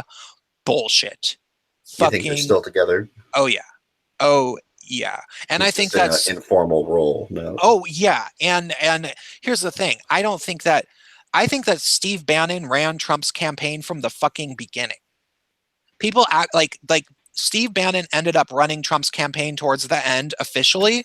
No, he was doing that shit from the fucking beginning. Steve Bannon is a fucking genius. He's a political science genius. Apparently, he can read like 2 books a day, and Trump trusts him.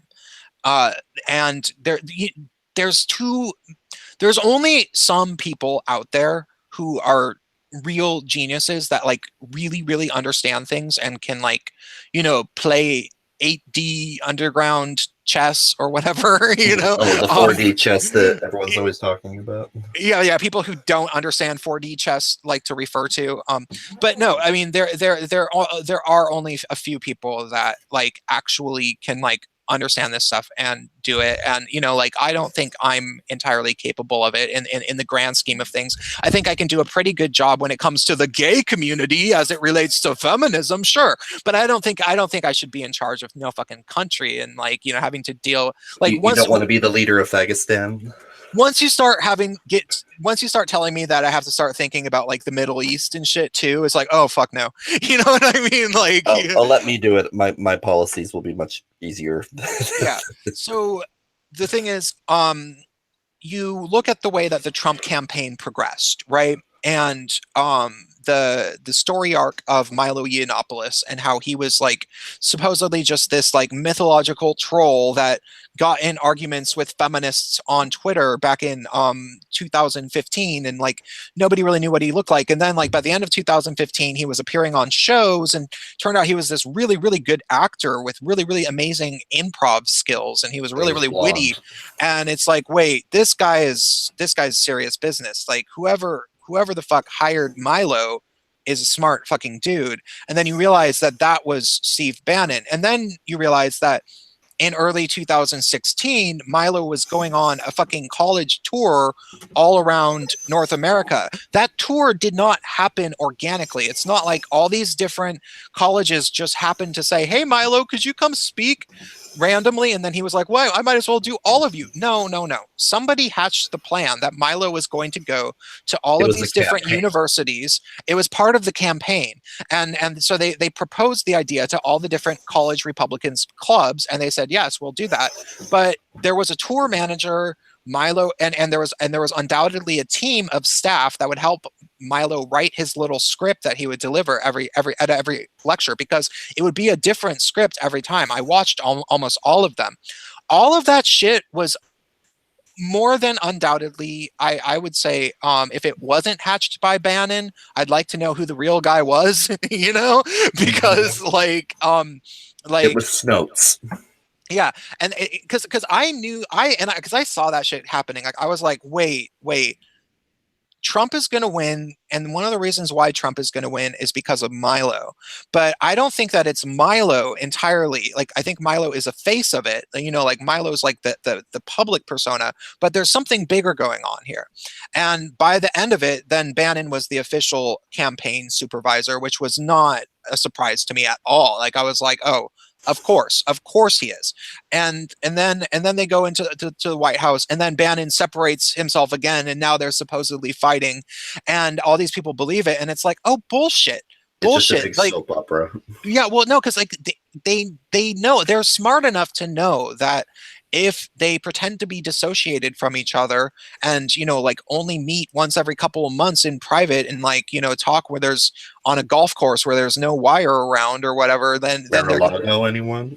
Then they're going to be more effective. And then that's like, because if the media knows two people are in cahoots and that they're collaborating with each other, then they can attack them as a duo. But if people think that they're not collaborating with each other, then they'll attack other things, and it's just good strategy. I mean, like that's what I would do, even, and I'm not even that fucking smart, you know. Well, yeah, I'm sorry, that was just I just downloaded a massive file of your thoughts in that's a lot to process. Yeah, the political scene is complicated, and it will be really interesting to see. Like, we should make an appointment with each other. Like, let's meet again in 30 years when YouTube is this weird anachronism, and talk about all this stuff in retrospect when we actually have a better idea what happened. Like, can you imagine how fascinating it must have been? Because people were probably having similar type conversations about, you know, the Iran-Contra affair when it was new and nothing was known. And for those same people, if they were to meet again and talk about everything we know about it now, or at least what we think we know. I don't know anything about it. About what? The Iran-Contra. Oh, I don't know as much as some. It was, as far as I understand it, it was a thing where Reagan was, it had to do with Reagan and a revolution in Central America. I could Google it right now, but basically it was a political scandal where the American government and revolutionaries in Central America were kind of working together, and there was a lot of talk of the CIA and weird experimental weapons, and no one was really sure exactly what happened. And I forget how exactly, but it ended up benefiting Reagan in the election. It was weird in the same way that, like, there were a lot of weird things that happened during Reagan's presidency, like the the Iranian hostages that were taken, and they actually, at some point, I believe they were trying to release them earlier, but Reagan was it no was or was it Nixon? I'm sorry, I'm getting my conspiracies mixed up now. Basically, like it's really creepy, like the amount of meddling that America has done in other countries' affairs, and how some of them, I believe it was Nixon actually, who like delayed the returning hostages that had been taken to America specifically so that it would sway the election in his favor. Hmm. Did we just kill our stream? No. I just okay. Yeah, I just didn't know that much about that. Obviously, I don't know that much either. I used to know someone who was super into all of this stuff and was just like would just flow, and I would listen. But I'm not friends with that person anymore, so now I just had sort of vague recollections of our drunken conversations. Yeah, I need to catch up on my reading. I have this book that I need to read because it's called Red Feminism, and it's about communism. It's basically about how modern feminism is basically just communism, at least in I've the. always wondered why there's so much Marxism in all of this stuff.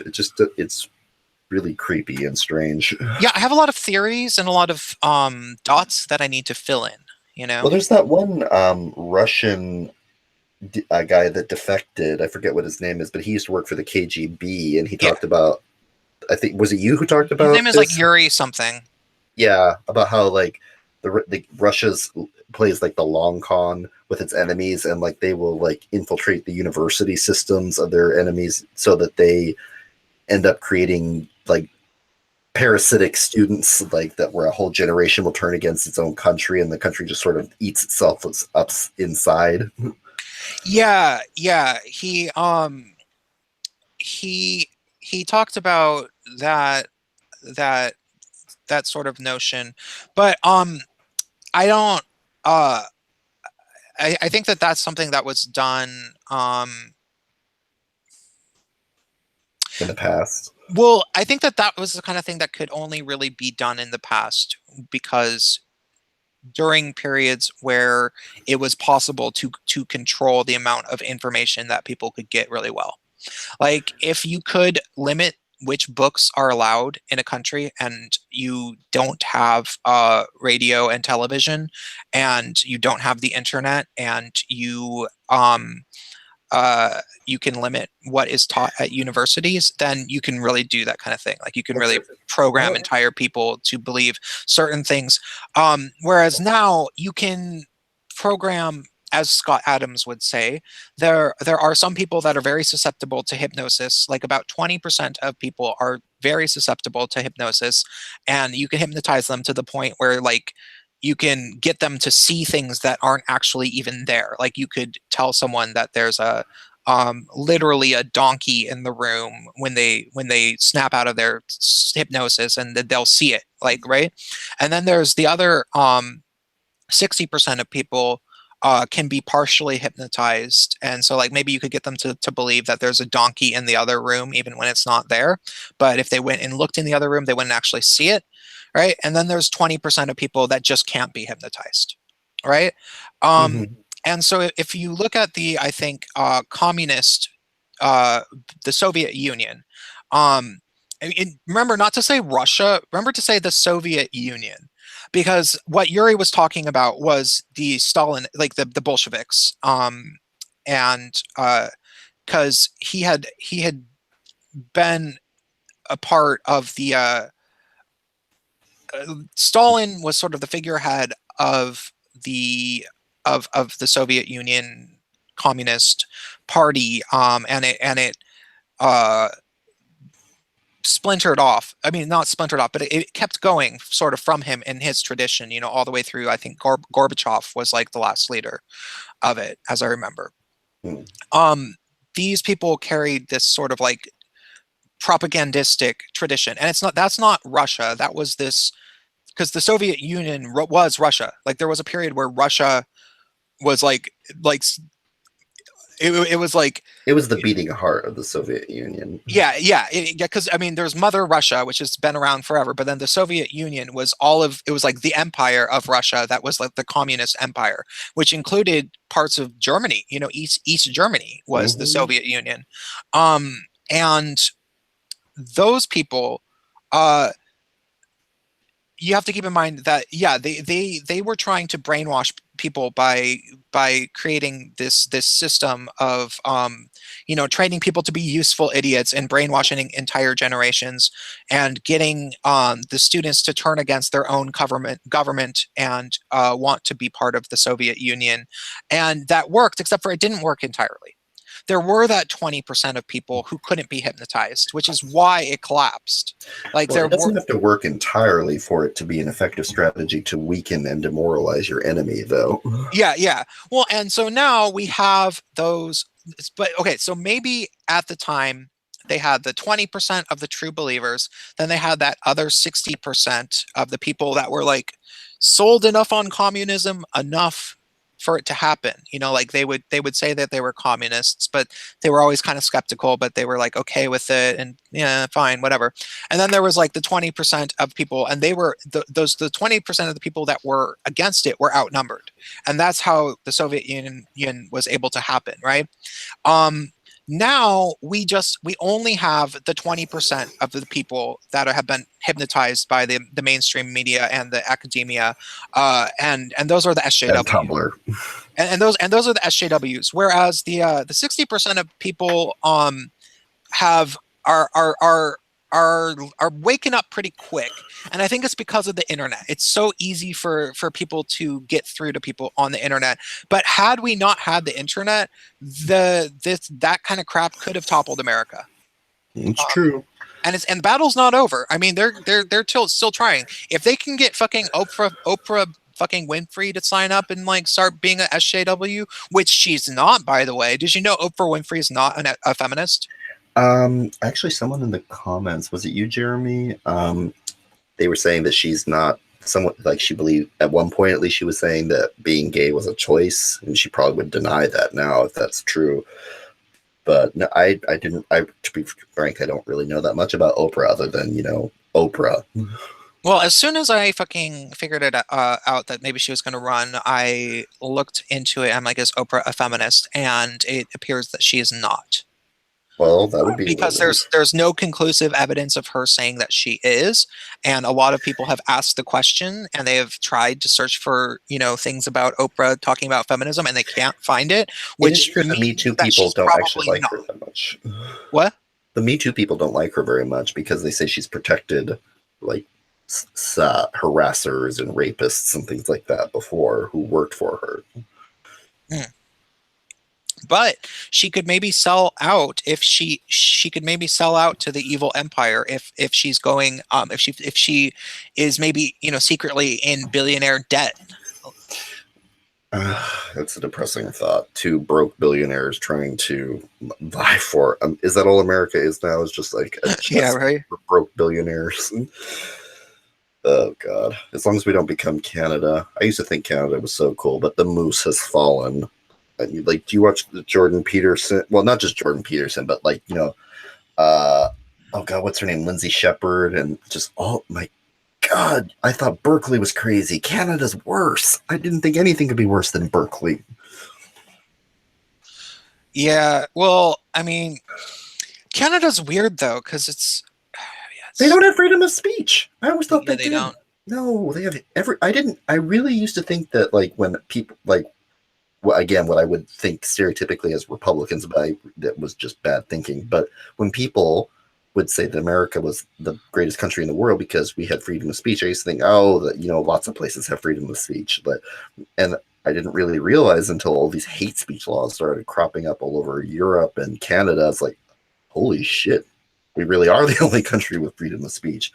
I mean, what was his name? Count Dankula is Yeah. possibly going to prison for a year because he trained his dog to to do a Nazi salute when he says "gas the Jews," Mhm. which is, yes, it's a tasteless joke, but it's a joke. Well, and like, yeah, they're trying to say that he really meant it and that he actually wants to gas the Jews and that it was like some dog whistling fucking thing or some. Dog whistling, like literally dog whistling. Yeah, with a real dog. That, oh my god, it's so absurd. Well, and the people who are prosecuting him have to know that they're full of it. Like they have to know that they're lying and that this is they just just part want to of. scare people. Well, they just want to have power and control, and they know that if they set this legal precedent, then they will have more power and control. So he's just collateral damage. They know they're fucking him over. They know he didn't do anything wrong. They don't give a shit. No, they don't. They just want to make a point, show people, hey, we've got No, teeth and not just we'll make a use them. point, set legal precedent so that they can do this kind of thing in the future. That's just so creepy. Yeah, it's really creepy. Hold What on, is, I gotta wash my face. My eye's burning.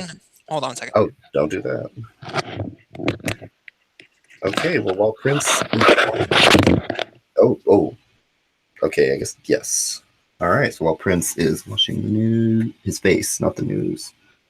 Never any free cars, apparently. Had to pay huge tax. Drive home suck.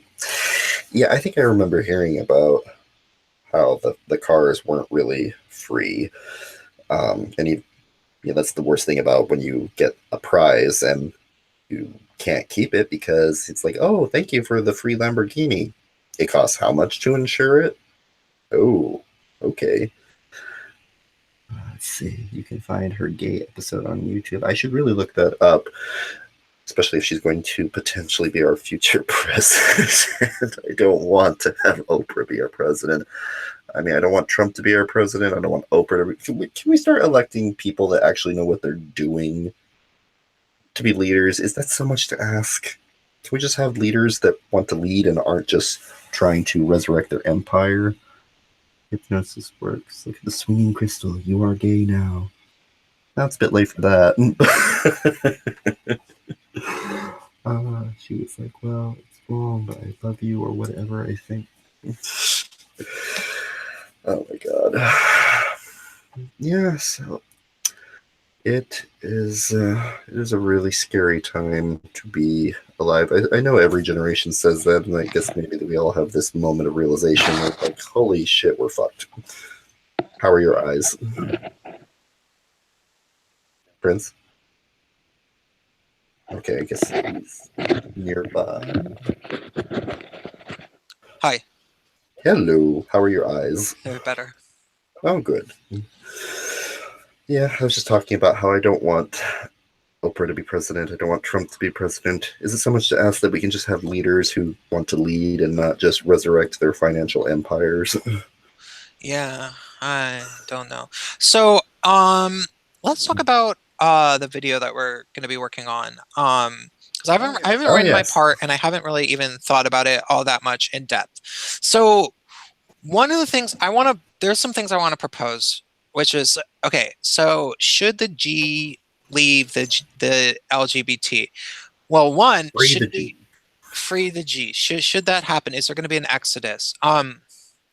Also, should we try to focus back on changing it back to GLBT because we are the biggest portion of. We're the face of this. They always say the gay community. No one thinks of angry lesbians unless they're specifically thinking about lesbians. When people think about homosexuals, what's the first thing comes to mind? Hello. Yeah.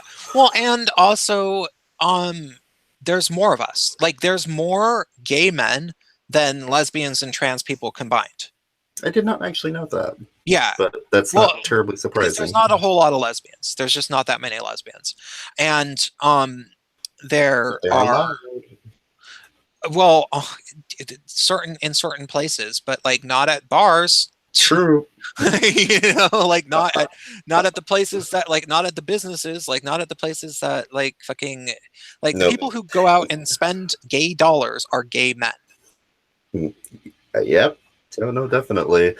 Although lesbians are definitely they're very likely to show up and make a stink when they're unhappy, and because of the way society is conditioned, I guess maybe they're just listened to more, because when women complain, people tend to do something about it, rightly or wrongly. Yeah. Also because they're unhappy people. I think I've never met. because they want the dick. Yes, one that isn't made of plastic. Yeah. I Yeah, don't know. I've No, met so few I happy don't lesbians. say that. I don't say that just strictly as some sort of like, Shock, shock. misogynistic thing. I say that because I had a lesbian roommate who she was on Righteous Babe Records, which is Ani DeFranco's record label, which was a big like that was like the lesbian fucking the lesbian record label of the 1990s. And she was signed on Righteous Babe Records. And she told me one time when she was kind of like crazy, like she was in a very weird state of, she was kind of a crazy person, right? Like she actually sort of maybe had a little bit of mental problems. And she was like, Prince, I just got to tell you, between me and you, no matter what a lesbian tells you, they all want the cock. That's oh god, that sounds so awkward. Yeah. And she was like, even me, I have fantasies about getting fucked by my black priest sometimes. But I'm totally a Oh, lesbian, but I oh, that's still all kinds of messed up. I know. Oh my god, I don't think it. I don't. I think if you were to if you were to put that scene in a movie, people would accuse you of just shoehorning this ridiculous, arbitrary thing that would never happen. Just like a gay man, a lesbian talking about the lesbian talks about how she wants to get fucked by her black priest. Yeah, Like she totally mentioned that he was black too. it's completely oh my god, reality is so unrealistic sometimes. Oh my god. I have love for her. I miss her. She is cool. No stories like that. But I'm definitely going to have to remember that. yeah. Hashtag my black priest. But no, but it's like okay, and the thing is, I feel like if anyone would kind of have a like she wasn't saying that to me like she was spreading some rumor. She was saying it to me like an ugly confession from a lesbian that knows everything about like Mm-hmm. like like you know how She was as embarrassed to admit it. yeah like if like as a gay guy, for example, it is slightly embarrassing for me to admit to straight people, but I will admit this, that I do not entirely believe that gay people were born gay. I think that there's a Hmm. likely genetic predisposition in a lot of cases. Like there's a lot of people who are more likely to end up gay, sure. But I think that there is definitely truth to Freud's theory that people are born bisexual and end up, either staying bisexual or going towards one or the other based on environmental factors. And every single fucking gay guy that I've ever known well, if I thought about it hard enough and if they talked about it enough, there were environmental factors that could have led them to be gay. So, like I don't like to necessarily admit that, but that's just the fucking truth. I get that, and I think there's definite truth to that. Again, I should send you that TEDx video because that was to me the best.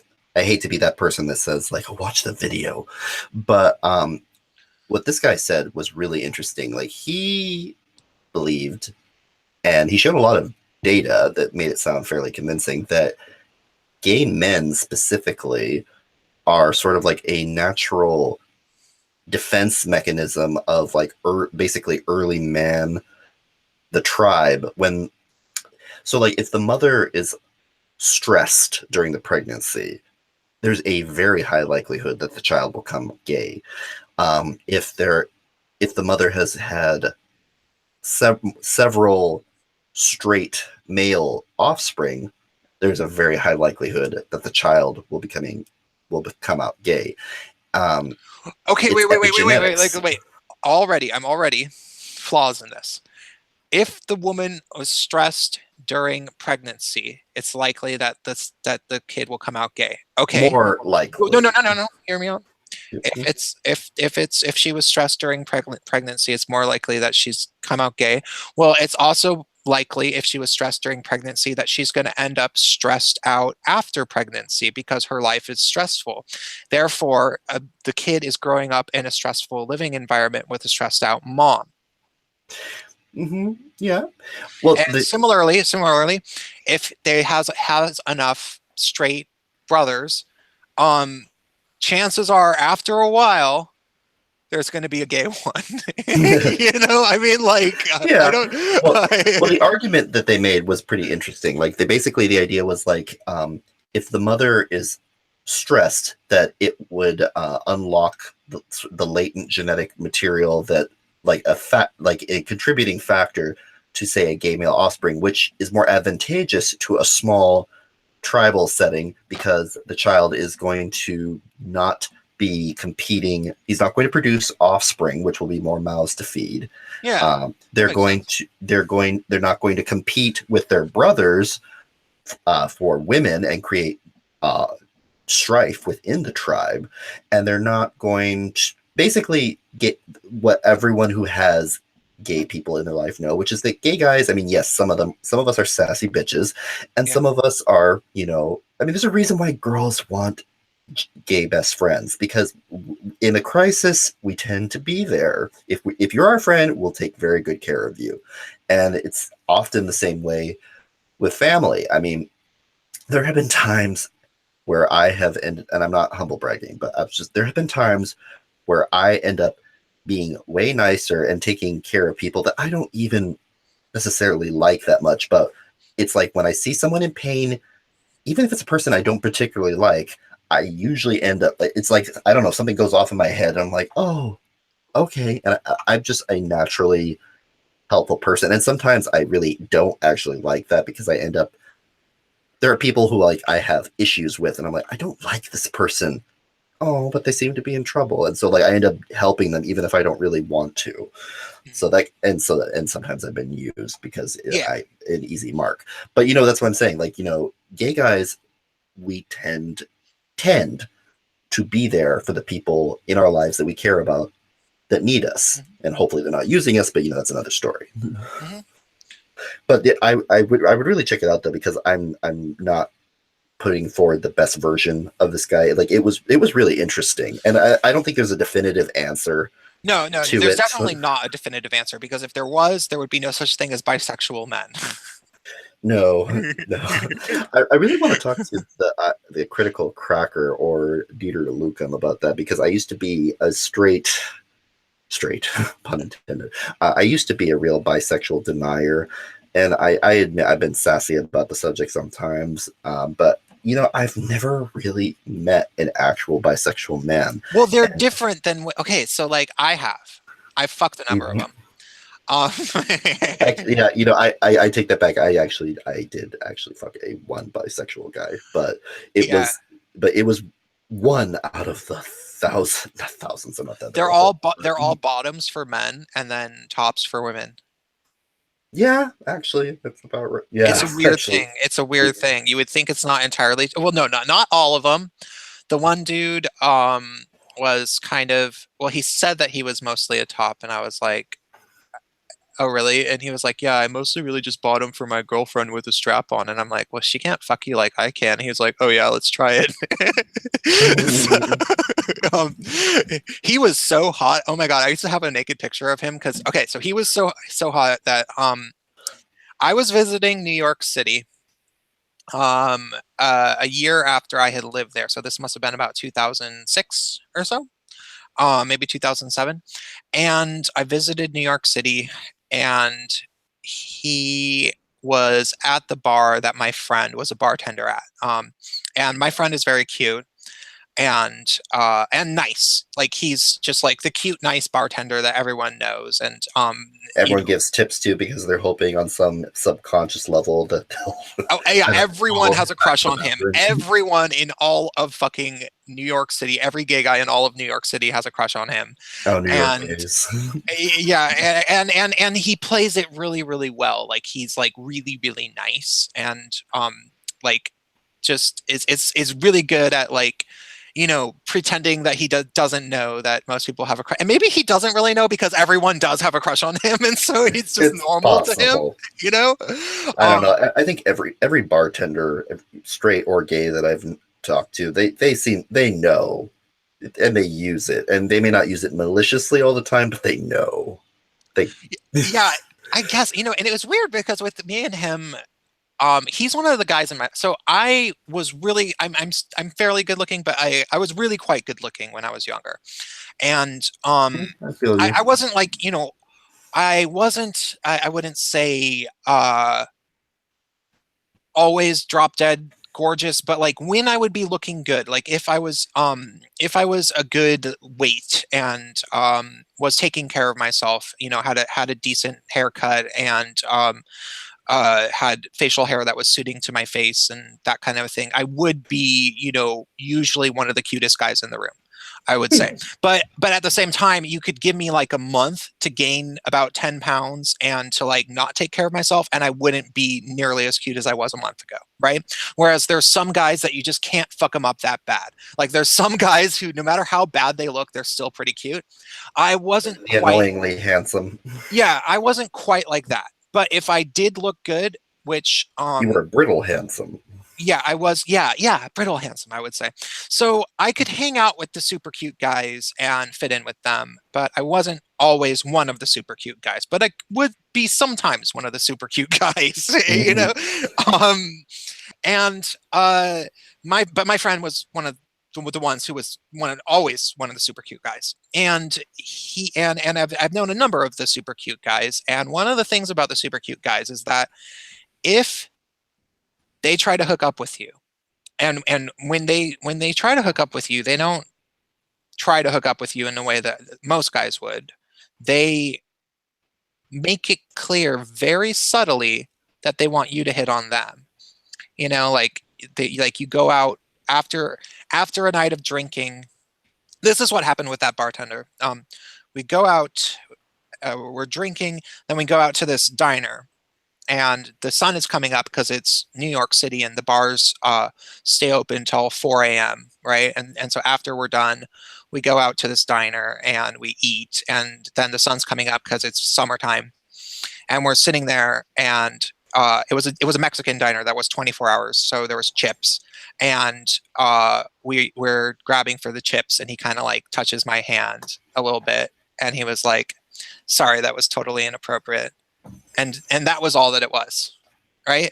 And that was for him. He knew that if that I totally could have proceeded, and that if I had hit on him from that point, you know, but I didn't. It was a soft open.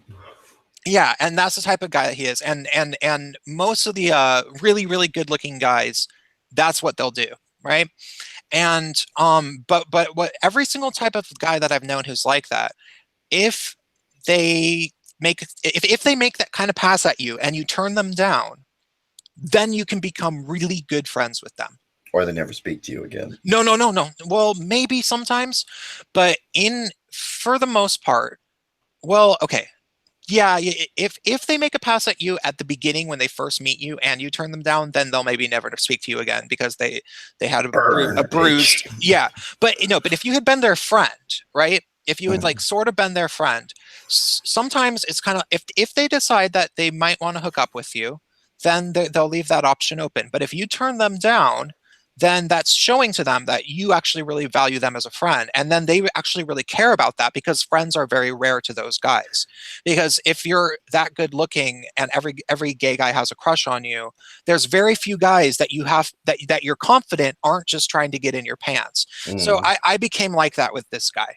Right. I have like no gay friends, honestly. It's I don't know. Like I'm a likable person. Whenever I've never met a person who's like, oh my god, he's such an asshole. Like I'm very, at the risk of sounding obsequious, like I'm very likable, and I have a genuine desire to have a deeper connection with the people in my life.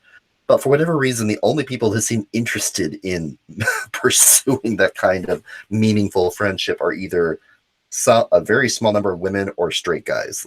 I have a lot of straight male friends, but I don't know, like I know a lot of gay people, but like I have some sort of repellent or something that I just never seem to be able to get in good with the rainbow types. So let me finish the story. That was a whole like tangent of just about why I was at the bar to begin with. Oh yes. So I was at the bar, and I was largely visiting that friend of mine who is one of the cutest gay bartenders in New York City, even though he's in his late 30s now, you know? And he will love me forever and ever because we have this kind of bond where like I was one of the cute guys when he was like, you know, when we were in our early to mid 20s, we decided not to hook up with each other, even though we were both cute, because we wanted to be friends. So I went and I visited him, and he was bartending at the bar, and this regular who's this bi dude who's in his late 30s. This is when my friend was in his late 20s and I was in my mid 20s. So this is, you know, over 10 years ago. This bi dude was there, and he noticed that I was friends with that guy, and he was like, "Oh, you're friends with I'll call him David." And he was like, "Oh, you're friends with David." And I'm like, yeah, I'm visiting. And he's like, "Oh, you're like actually friends with him?" I'm like, "Yeah, I'm actually staying with him." And he's like, "Oh." And I think to this guy, that was like a big deal because like everybody in the fucking city wants to like stay with David, you know? And so like I wasn't even really that cute at that time. It was on one of my off months, you know, but I was still pretty cute. But I could have lost a good 10 pounds probably. And Who can't? um, can you hear me? Yes. No, I said who can't lose another 10 pounds? Yeah. So so I started talking to this bi guy, and then he got wasted and then started making out with me, and I was like, okay, you're pretty hot, actually. So I went over to his house, and he starts telling me that like on the way we like walked over to his house or took the subway or some shit, and he explains that he's bi and he's in this very non-monogamous relationship with a girl that he's been with for like 2 years, and he has and as he put it, she understands his needs. And I go over, and he was really, really hot, and he had a really big dick. Like It's combination. it was probably 9 inches, maybe 8.5 or so, and it was thick enough that it was like a whole handful. And I his job was a rickshaw. He was going to night school, and he was paying through night school by rickshaw pedaling around Central Park. So he would pedal the rickshaw around. So he was in really, really good shape. Oh my god, he must have had the most amazing ass. He did. His whole fucking body. Oh my god. He had like a six pack, and like, and he was like hairy and like hot. Oh my god, he was so hot. This is rapidly turning into an X tube chest. No, and the funniest thing about it was that he was so hot. I had my little this was back before everybody had camera phones and smartphones. Digital cameras were still, you know, fairly expensive. So I didn't have one. I bought one of those little disposable cameras just for my trip to New York, right? He was so hot that, you know, we were fooling around, and I was like, "Wait, can I take a picture of you?" And he was like, "Okay." So I totally got like a full on, and he didn't even make me crop his face out. Like he just let me and so I had a picture of him like jerking off his big dick, just like, you know. And the only thing I was mad about was that it got fleshed out and you couldn't see how he had a six pack. It kind of looked like maybe he didn't, but like he had a body where you could always see abs. Like you could see the definitive ab muscles between all of them. And it was one of those moments where it's like, I've always told people about that. Like if you're a gay dude and you find yourself having sex with a really, really hot man, ask if you can take a picture, because even if he makes you crop out his face, if he has a really big dick and he has a really hot body, chances are he will let you take a picture because he's proud. Yeah. So if any of the 5 audience member, if that happens to you, take my advice. Ask him to let him take a picture.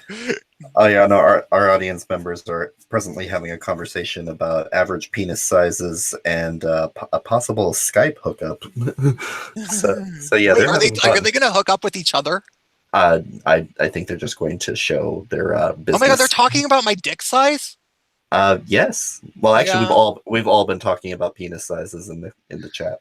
Well, no, it's not like I haven't talked about it. I know I have a legit 7-inch dick. It's what it's okay. So like I have it's something that I've talked about for a very long time because it's not like I'm bragging about having some sort of like really big dick, but it's also not like I'm lying and I have some small dick or something.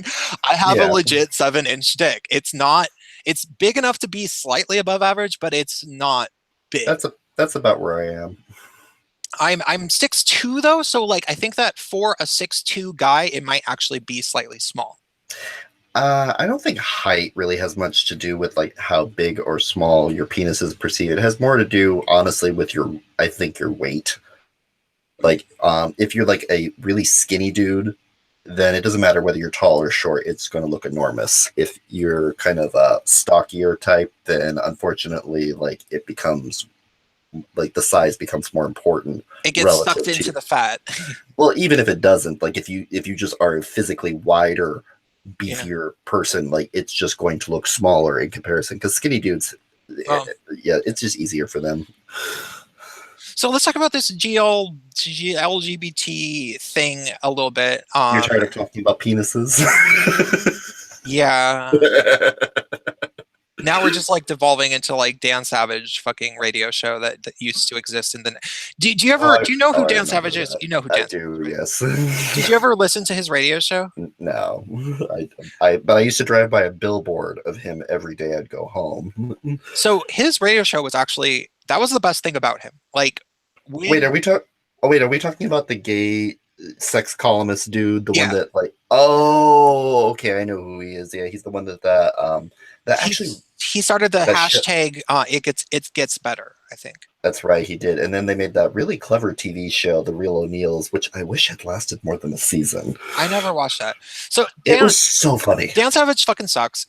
Everybody hates him. Like Oh, does he? yeah, he sucks. Oh. Everybody in Seattle, which is where so he became famous by writing a column in a newspaper called The Stranger, which was like the alternative newspaper in the 1990s when Seattle was like hipster mecca, right?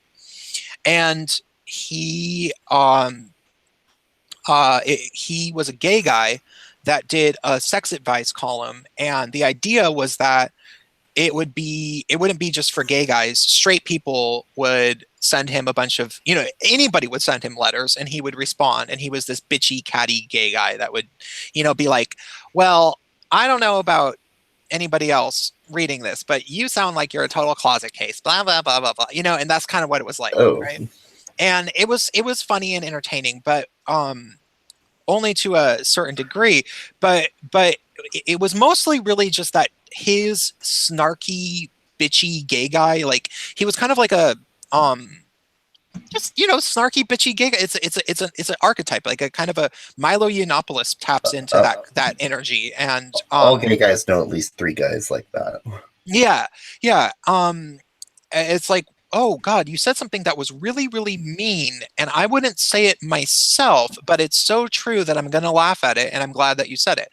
Mm-hmm. And he was kind of like that. He was always kind of like that. And it's not that he was like the most. He was never the best writer, and he was never his opinions were never really that well thought through.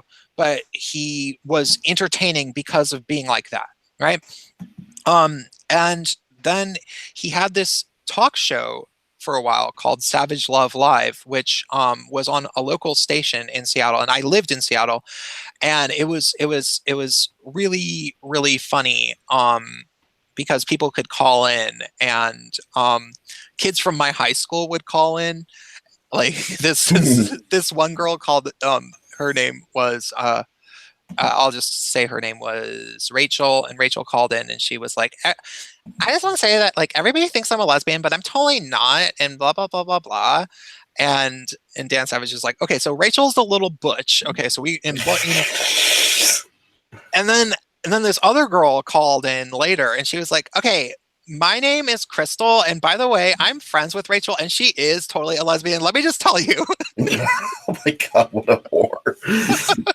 It was so funny. Can you imagine going to school the next day after listening to that?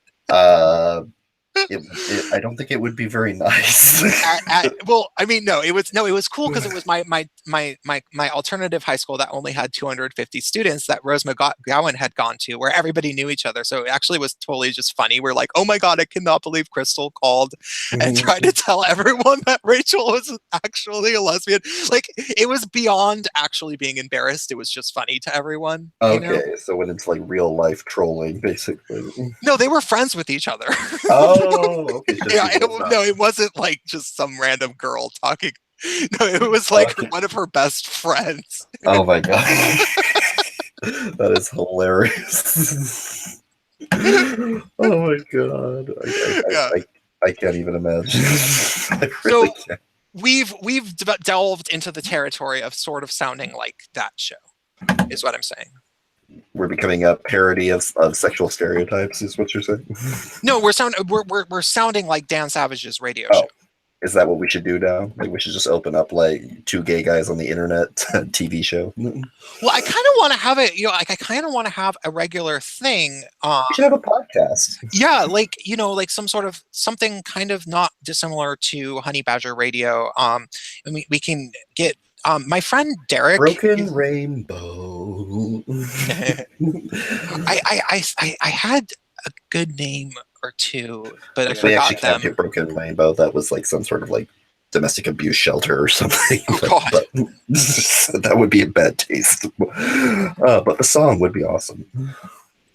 Yeah, because I mean, I can monologue and brainstorm and just sort of go on about things in the same way that like I really like I've spent a lot of time listening to Honey Badger Radio, and I think that there's a specific need for gay men to have, Well, there's a huge need. I mean, the part of the reason why I was so invested in your show before I even became a YouTuber was because I remember I was experiencing this huge cognitive dissonance. It was like, okay, like I'm gay, but I think feminists are crazy, and what the hell is going on with Antifa?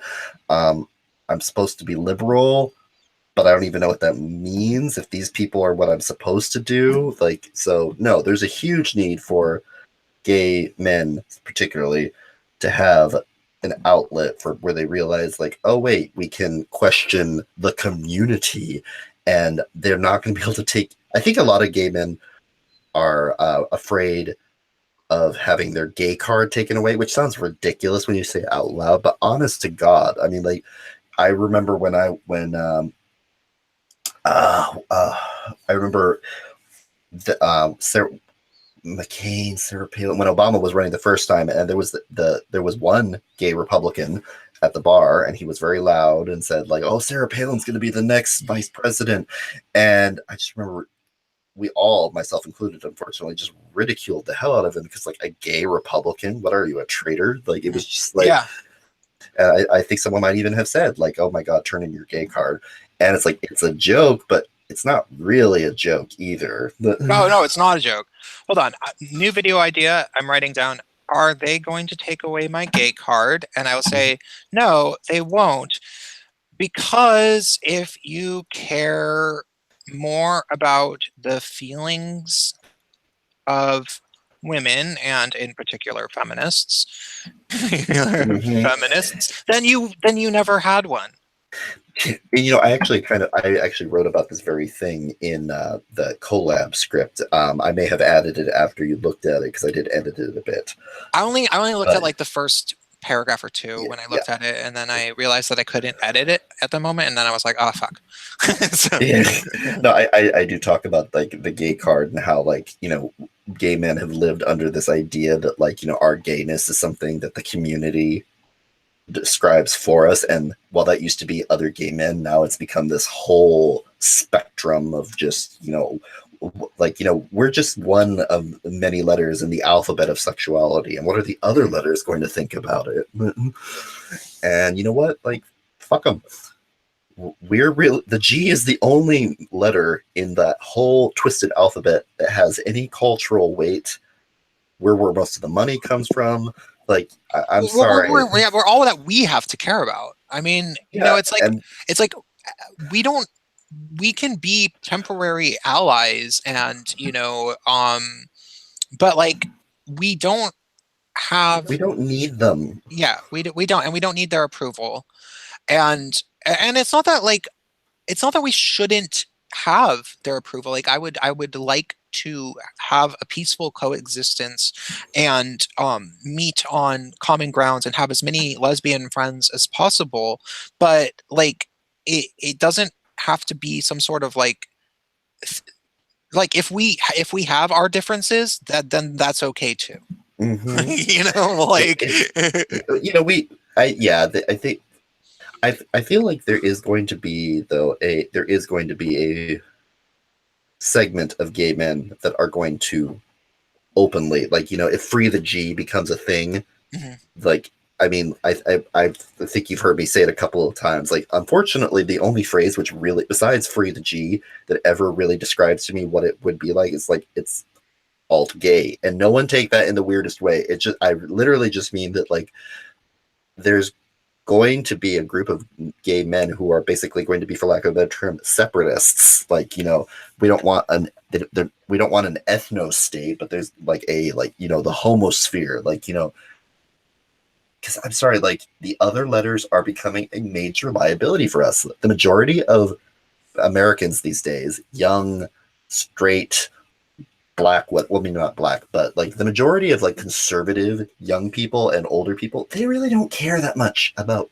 gay men and to a lesser extent lesbians, as long as we're not like going into Christian bakeries and telling them bake my fucking fag cake. But you know, like they, it's honestly not a big deal anymore. We've become part of society, and I think that's why the transgender people in particular resent the hell out of us, because we have become respectable Mhm. to a more, and like it's really just the more eccentric members of the community which are becoming this issue. Because I mean, what are all the Well, and what they're is not all the even drama? necessarily the eccentric people, but it's the ideologues, like the people who are like full blown Totally. fucking creepy Marxist, and like they don't fucking, like they just sort of happen to be gay, but like what's more important is that their identity is based around like overthrowing capitalism and like instilling some sort of like communist utopia that's never existed on Earth, but they think it's going to work this time. And like that's the bigger problem with these people, and they would do that anywhere. Like they would do that even if they weren't queer, or and some of them aren't, like there's a lot of Antifa people who are just straight people who claim to be transgender. Or And non-binary. yeah, but like I've known these people, and they think that they're like more like, there's this girl that I used to be friends with. I fucking DJ'd her wedding. Granted, she got divorced from her husband, and that was one of the reasons that she went down this rabbit hole of evilness. And I feel really bad because I was friends with her husband. I was better friends with her because I was friends with her first.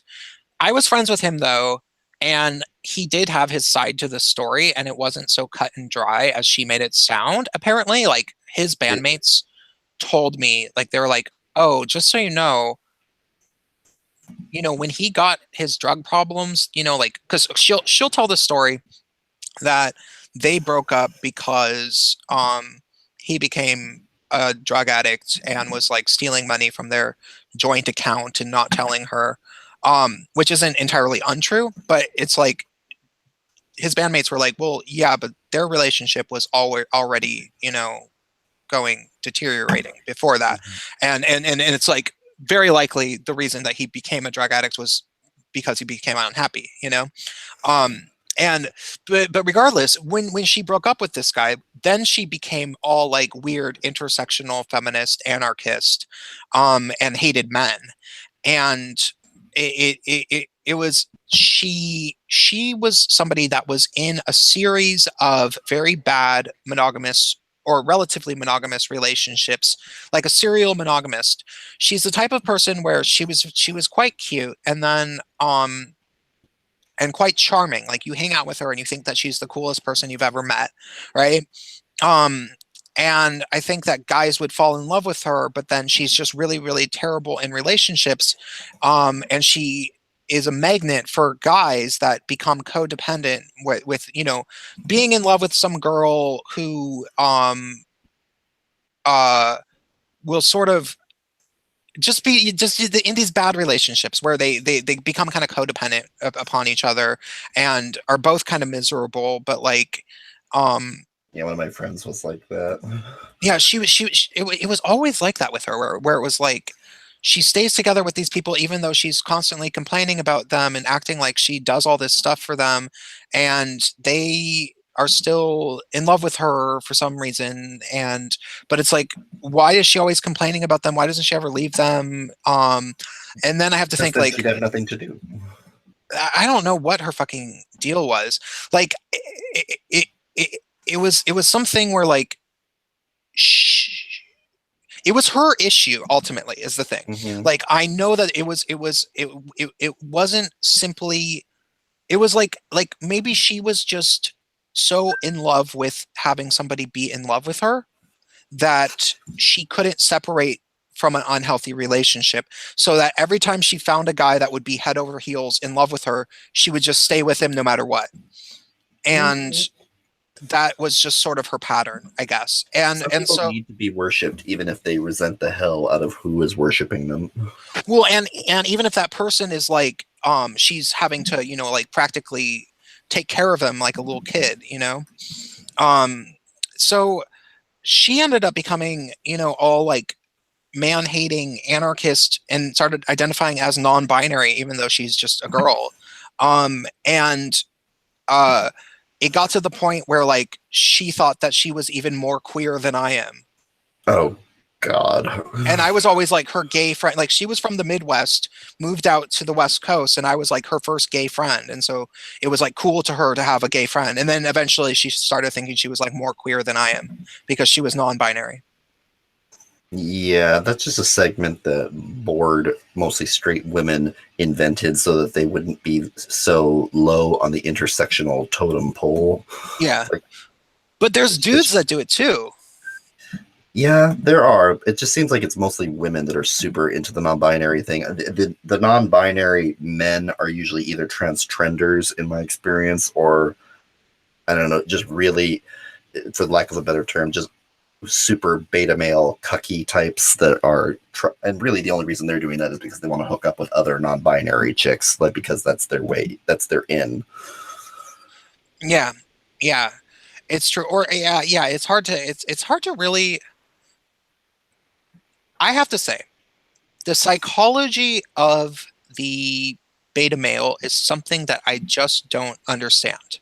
Like I can understand it in terms of gay beta men, to a certain degree, just because I have a massive amount of experience with them, and I just kind of know how they are.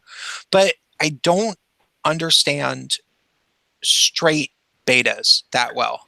Like I've known a few, I but I know them. I went to school with a lot of them as a kid. I've certainly interacted with them, but they've never been my really good friends. I wouldn't say I was friends with a lot of them, but I understood them. I could see them. And the thing about beta males, particularly like the kind that would say they were non-binary or male feminists, like I mean, I think it was Sargon who actually talked about it at length. Like basically they are predators. Mhm. I mean, they act all meek and pathetic, and well, they are meek and pathetic to a certain point, but they're also quite skeevy and quite clever, and they just lie in wait. They're the ones. It's funny because it's the alpha male aggro dudes that like feminists are always talking about. Toxic masculinity. They're the rapists. Not really. It's not usually the alpha dude that's Yeah, going to do they that. don't have to. No, it's the beta male that's going to wait till the girl gets drunk and then he's going to take her in her car and finger bang her without her consent, but because that's Yeah. the kind of thing that he feels that he needs to do. Yeah, yeah. Well, I mean, he's just horny, and then he's the one that gets around the girl that lets her guard down. Mm-hmm. That's. I mean that. I mean. The alpha male never finds himself in that situation because the girls are actually always like very concerned with what the alpha male thinks of them. Mm-hmm. And also, like, I don't know, to be that kind of. I mean, there are crazy people, of course, like and there are good beta males as well, but at the end of the day, like it's just funny because like I think the alpha dude like at the end of the day is just not going to do it because as you said, he doesn't need to, and because it's just not typically what they really do. Yeah. It's weird. Like I think back to like my straight male friends, they were mostly relatively alpha. Um, my two best straight male friends that I was friends with like in high school who were a little bit older than me and then in early college, they were the two alphas of the big friend group, and they were sort of best friends with each other, and then I was sort of like their gay best friend, and I was like a slightly better DJ than either of them, and uh, I was very party personality. Like when I was around, everybody was like, "Yay, party! The gay guy's here," you know. Mm-hmm. Um, but looking back on it, the one was particularly good looking and charismatic, um, in a sort of like a showboaty type of way, and then the other one, who was also fairly good looking, he was more he was more like business acumen and really good at keeping track of like social groups, like uniting, like he was the one that everybody was friends with, you know. Like the other one was more of like the party personality, and then the other one was like somehow everybody was close with him, and like neither of these guys would have ever like the girls came to them, you Mm-hmm. know, like They it was usually do. and but Everyone is drawn to yeah, confidence. but there were all sorts of beta dudes that were their friends, and mostly they were nice guys, but like I never really felt like I knew them very well. And the other thing is that, They weren't interested in you. well, no, I think that they were, but I think that they didn't. I don't think that they were very. I think that they might have been a little bit intimidated by me, and not necessarily so much just. I think that they knew that I was somebody that, um, if you pissed me off, you could be excommunicated from the tribe, Mm. because the two. Well, because you're an alpha gay. Yeah, well, I was definitely the alpha gay. There weren't really that many other gay guys that hung out with that group of friends. Like I was we had a few gay friends that would hang out, but I was the one that was actually really friends with the alpha straight guys. Um and we had another friend that I was friends with that liked them, but he didn't hang out with them all that much, you know. Um but um if I told the alpha straight dudes that I didn't like someone, that guy would not be allowed to hang out anymore. Hmm. And I think that even happened one time. Now, granted, it was for a very good reason. You used your power for good. Well, the guy got me into doing ecstasy with, like, I had a few ecstasy pills, and he got me to do Mhm. ecstasy, and then he tried to get me to suck his dick. Um, Straight dude? yeah. Oh. Yeah, he was like, he like put on porn, and we were at the straight guy's house. Like they were renting a house, so like multiple people lived there, Mm-hmm. and we were hanging out there. And this guy got, like, we got drunk, and then I was like, I have some ecstasy at my house, and he was like, let's do it. And so we did some, and then he was putting on porn. He was trying to get me to suck his dick, and I was like, oh my god, this is fucked. Because at first it was cool, because being high on ecstasy is fun, and we were drunk Mm-hmm. too. It's like, oh, let's touch everything because it feels amazing. And then after a while, it was like, wait, there's totally porn on, and he's pulled out his dick, and fucking hell. So I like went and hid from Was he at him. least good looking? Not really. I mean, he was okay. He wasn't bad. He had a really little dick though. Um, Oh, yeah. so I have I have a strict simple rule. Like I'm not a huge size queen. Is I do love them big, but if it's significantly smaller than mine, it's not going in my mouth. But you better bend over because that's all we're doing. so he yeah, he kind of tried to get me to like suck his dick, and this was when I was visiting from college. Like I was probably only like 20, and so like they were mostly probably in their early, like 23 or 24. They weren't very old, but a little bit older than I was, and they were slightly protective of me, and that was also just a very weird thing to do, It you is. know. So I told them, I was like, because okay, so what happened was the guy tried to do that, and I ended up trying to like get away from him, and I slept in this one guy's bed. Um, mainly just to sort of get away from him, you know? Like, Mhm. I was like, this is very weird. I don't know what to do. The guy who I slept in the bed with got really, really mad because he thought that the other guy and I hooked up in his bed, and he thought that that was gross. So then I had to explain to them. I was like, "Oh Oh. no, no, no, we didn't hook up. No, I'll tell you exactly what happened. Oh my god. He fucking put on porn and was trying to get, and I slept in the bed to get away, and then they were like, oh, that's what happened, and then that guy never came back around, and I was like, do you guys ever hang out with that one guy? And they're like, no, he doesn't come around anymore. And I was like, what doesn't, why not? And they're like, he doesn't come around anymore. Like they didn't want to tell me why, but I'm gonna assume that it was because of that, you know. How did we start talking about penises again? I don't know how we got down that story. We were talking about alphas and betas and um some shit before that, because we were talking about something. We were talking Yeah. about the G's and the Oh yes, like free the G, and how like yeah, our how we don't really need the other letters very much. Yeah, I don't, honestly, like I remember what I was gonna say, but like all the political controversies that are going on right now, with the exception of like a couple of like gay Christian Baker encounters, like almost all the problems or issues that are controversial right now have nothing to do with gay guys. It's all to do with transsexual people. Transgender bathrooms, transgender surgery, who pays for it, transgenders in the military, now transgender children, which is creepy and weird. yeah.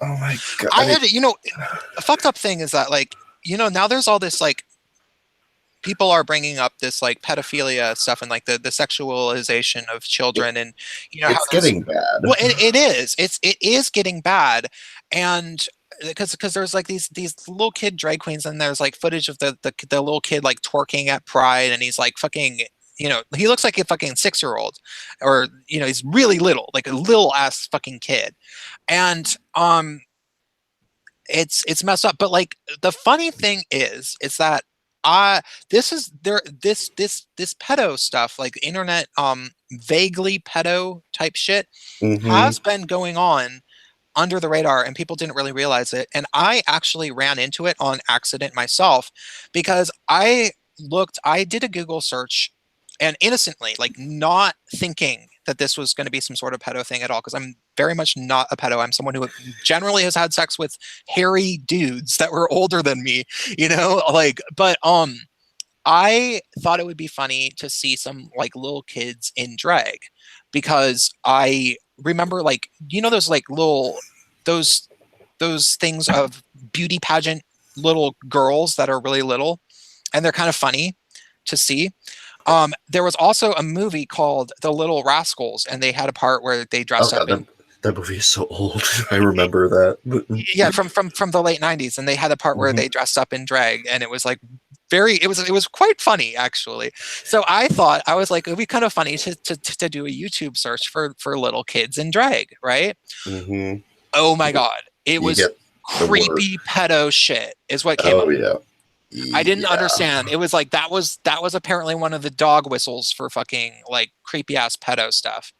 And yeah. Yeah, there's that one gay clothing company that had the 9-year-old in drag, and they were like all super bitchy about it when people were calling them out on how creepy it was, and they're saying, like, if you can't handle a 9-year-old in a sequined onesie, then you should just go home. Was And this like, like Lactatia or whatever? uh, actually, yeah, I think it. Oh, yeah, Jeremy Inns. Yeah, he said that, but Yeah, fucking yeah, Lactatia. Oh my god. that's just. I don't get it. Aiden Paladin had some interesting things about like leftist pedoism, and by the way, she had a face reveal completely off topic. Did you see it? No. Yeah, she and her online like BFF slash future husband, hard bastard. They both had a face reveal on his channel, and then she mirrored it to her channel. She's actually quite cute. I want to hold on. I'm gonna look. Um, She looks Aiden. exactly like her avatar. I figured she would, because she looked like she would. Well, so like people that are behind avatars, like not like us. I don't look anything like my avatar, hopefully.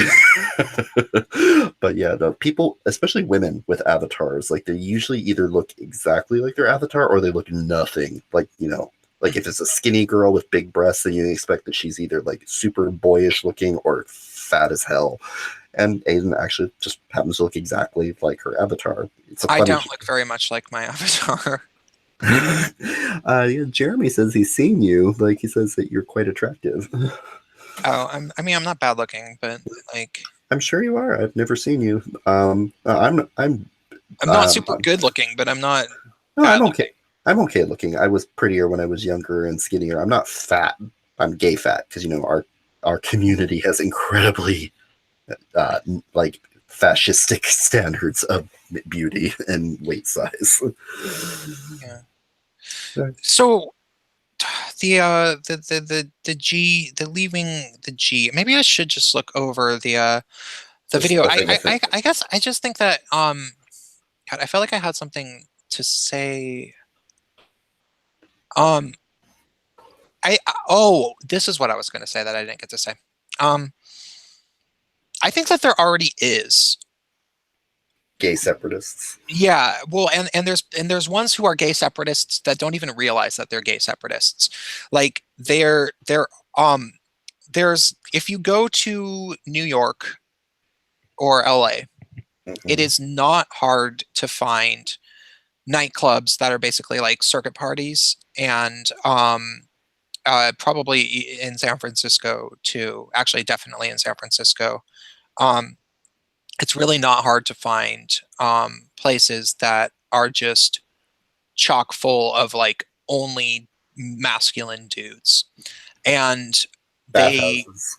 well, not necessarily bathhouses, but like clubs and Well, bars. well, no, bathhouses are like that. Like this one, I don't know if you ever went to Steamworks in Berkeley, but they actually have a sign that says like this is for men. You are not allowed to wear feminine clothing or wigs or anything like that. Like you are, if you are, you will not be allowed in. Huh, I never saw that. It's very subtle, but they have it there mostly Huh. just to keep the drag queen, or not the drag queens, but to keep the trannies out. Huh. Um, well, yeah, uh, there are places like that, and the feminists don't like that they exist. I showed you that that flyer from that was making fun of a night that was like that. It was like it was like toxic masculine or some shit. Here, let me bring it up because it was like a fake, like some feminists decided to make a parody flyer making fun of masculine marketed gay nights. Mm-hmm. They thought that they were so clever because the left can't meme. Um, hold on, toxic. Oh yeah, here it is right here. I can share it with you. Um,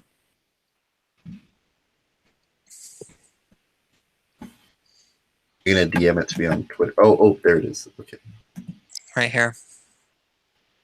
talk. Oh, hello. Yeah, I know. It's like, oh, well, What are they trying to do with this?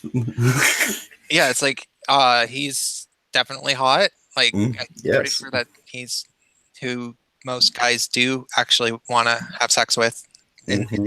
like he's. I mean, he's a little bit over tattooed. Like, it's like, what are you, some sort of like Mari warrior, or some shit? I'm totally okay with the tattoo thing. I used to not actually be all that into it, but like it's. Oh, I have a lot of tattoos Oh, actually. oh, I do you? used to, he's yeah. I have wait, hold on. 1, 2, 3, 4, 5, 6 tattoos. I'm all like if you have Are me you flashing it on the screen, or does it just keep going on its own now? oh it you have to click on my icon Okay. so that it just keeps showing. Um but regardless, so what this is feminists.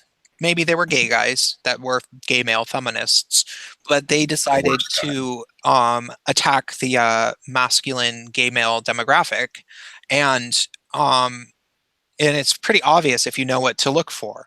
Of course, there are parties that are like this. Like this is, if you go to LA, there are parties that would look kind of like this in the marketing. Mm-hmm. So it's Joe Butcherson and Guy Strongman present Tox Mask, celebrating the toxic man and male masculinity for men. Okay, so that already by itself is it's the Tox Mask thing. It's like Tox. Well, what's Tox about it really? Like what's it's like you Because mean he's that not transgendered.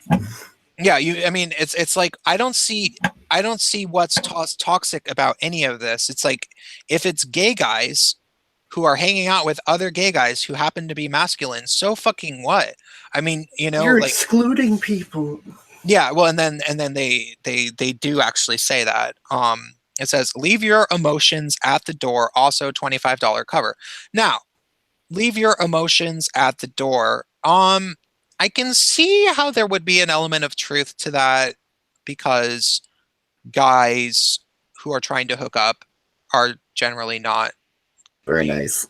well, they're not trying to be like crazy dramatic, drag queens or something. They're trying to be sexy. And people aren't attracted to, crazy theater madness, in general. Unless they are. I mean, I can get guys by being dramatic and crazy, but I'm not being a screeching queen. I'm usually being, like witty and like kind of aggressive, like a alpha gay guy would do, like not a fucking not one of these guys that has to dress up in drag to make friends and then to get laid goes out of drag and acts completely different, and it's like he like doesn't want you to know that he's the same drag queen because he's trying to hook up. I don't know if you've ever met guys like that. Actually, yeah. Well, no. I actually only know a couple of drag queens. One of them was super feminine in or out of the drag, and the other one was completely normal and hot looking. Yeah, And the drag was just a character, and he wasn't like he didn't conflate his two identities. so I've known hundreds of drag queens, and the thing is about drag queens is that it is very, very common that the drag queen is better known as the drag persona than they are as a boy by far. Like everybody knows, what's a good? I'm gonna come up with a drag queen. RuPaul. No, I mean that's a famous. No, I mean like a fake. Everybody knows. Everybody knows Philomena Blowhard. Some shit like that. Everybody knows Philomena Blowhard, but almost nobody knows Stan. Jose Rodriguez or something. And so so when you see Jose Rodriguez out, he is very awkward and he's very bashful and he's sort of pretending to like because he's trying to the reason that he's not dressed up as Philomena Blowhard is because he's trying to get laid or something. And so he is actually maybe like getting rid of his emotions and so you go to these nights and also just a lot of the gay guys who show up to the masculine, if you show up to a party where this type of dude is at, chances are it's not going to be a bunch of guys that go out 5 times a week, because guys who have muscles like that and like that they don't live at the gym. Yeah, they mostly they probably work like a corporate job or something. They go to the gym a lot and they only drink like once a week. And when they do drink, they want to be around other guys with hot bodies that, have corporate jobs that are, relatively normal. They say, I'm not really into the club scene, which means they go out once a week as opposed to 5 times a week, and they want to be around other masculine guys. And that's just how they fucking are. So fucking what? Like, I don't necessarily fit in with those guys. They probably wouldn't think that I'm cool. I don't get to talk about rugby with them or whatever the fuck they talk about. That's fucking fine though. Like they have the right. They have the right to reject me. So it says, you say gender queer, we say get out of here. Well, that might be. I mean, I don't think that anyone would say get out of here. I think that you would just not be very popular. I think people would be like, oh God, why is this little queen here? And then only the straightest, okay, this is the best line. It says, only the straightest go-go dancers taking your gay dollars. That's fucking true. That is the truth. Oh my God, I have met several go-go dancers, and a lot of them, especially the hot ones, are straight. So many straight guys. Actually, a lot of the most popular gay porn stars are also straight. It's really strange. It is a strange thing. I guess it's just, well, because, I don't know what it is. I think it's internalized homophobia. I think I just think that it's like that there's a lot of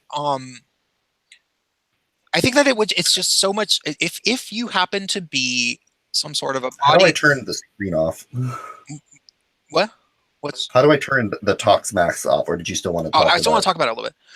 Okay, yeah. So I think that if you happen to be a hot straight dude, you just realize that you could make money.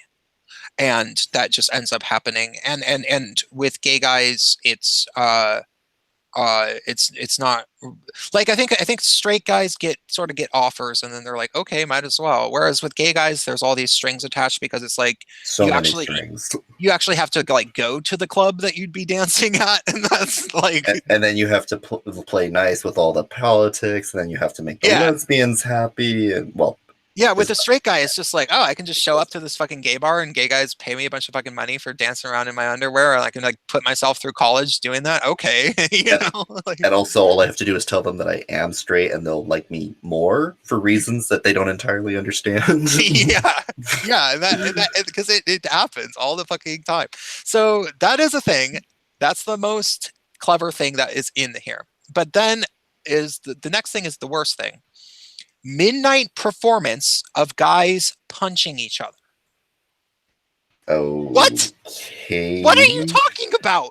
I guess what alternate reality does that have anything to do with anything that would be like this night? Now, because gay guys totally punch each other all the time. It's like, no, I think you're thinking of lesbians. Oh my God, no, lesbian. Oh God. The one time I went to a lesbian bar and it was just drama and hair pulling and like just like people like crying with circles around each other. It was like, why would anyone subject themselves to this? And I had to pay cover to be in here. I am never coming here again.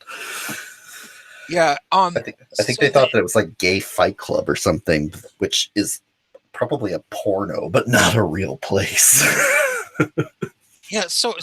So that's where it gets obviously like this is obviously some sort of like anti-male propaganda. They're saying Talks mask, and they are being kind of accurate to it being this does look like a masculine a marketed a gay night marketed towards the particularly masculine demographic, and there are nights that are like that. But what makes it toxic? Well, nothing really. So let's just make something up, like a midnight performance of guys punching each other. Like that's ever happened once, ever. It's never happened ever outside of maybe something like the Folsom Street Fair, which is a kink fair. And it's about like bondage and sadomasochism, but I have even in kink thing, because I've been to a lot of like kink bondage nights. People don't actually punch each other. Yeah, I've never seen any punching really. I mean, I know it does happen, but I've never seen it. But it tends to more be like things like bondage, like tying people up, or that's things about authority and submission. That's not about like I saw some shit like there's whipping, and there is at the Folsom Street Fair I saw this one dude they put a bunch of clothespins oh God, why do they like that so much? I don't understand. Okay, so this chick, she and here's the thing, Folsom is not even a gay thing. It's just for fucking BDSM. It's just for kinky people. So it's not even entirely gay guys. Now granted, I would say it's probably over 50% gay guys, because it's in San Francisco, but it's not only BDSM. Hashtag so, not all. Yeah. So, they put a bunch of clothespins. Not the safety pins, not like this needle ones, but the ones where it's like the clip, and they put a whole, and I'm talking like 25 of them. I mean, we've all and seen kink.net. Yeah. they put a rope threaded through all of them. So like they That's the part would that gets me. It's always so elaborate. they made a whole, it was almost like dominoes, where they set up like all these different clothespins with a rope threaded through them so that she could pull them all at once, and pull them all off at once by pulling off the rope.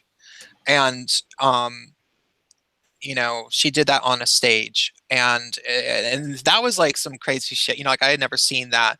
But punching, no, I've never seen guys like punching each other. This is a way for them to say that gay men, that masculinity encourages toxic masculinity, which encourages people to beat their wives or some shit like that. Like this is it's like some sort of feminist patriarchy conspiracy fucking paranoia is all this fucking is.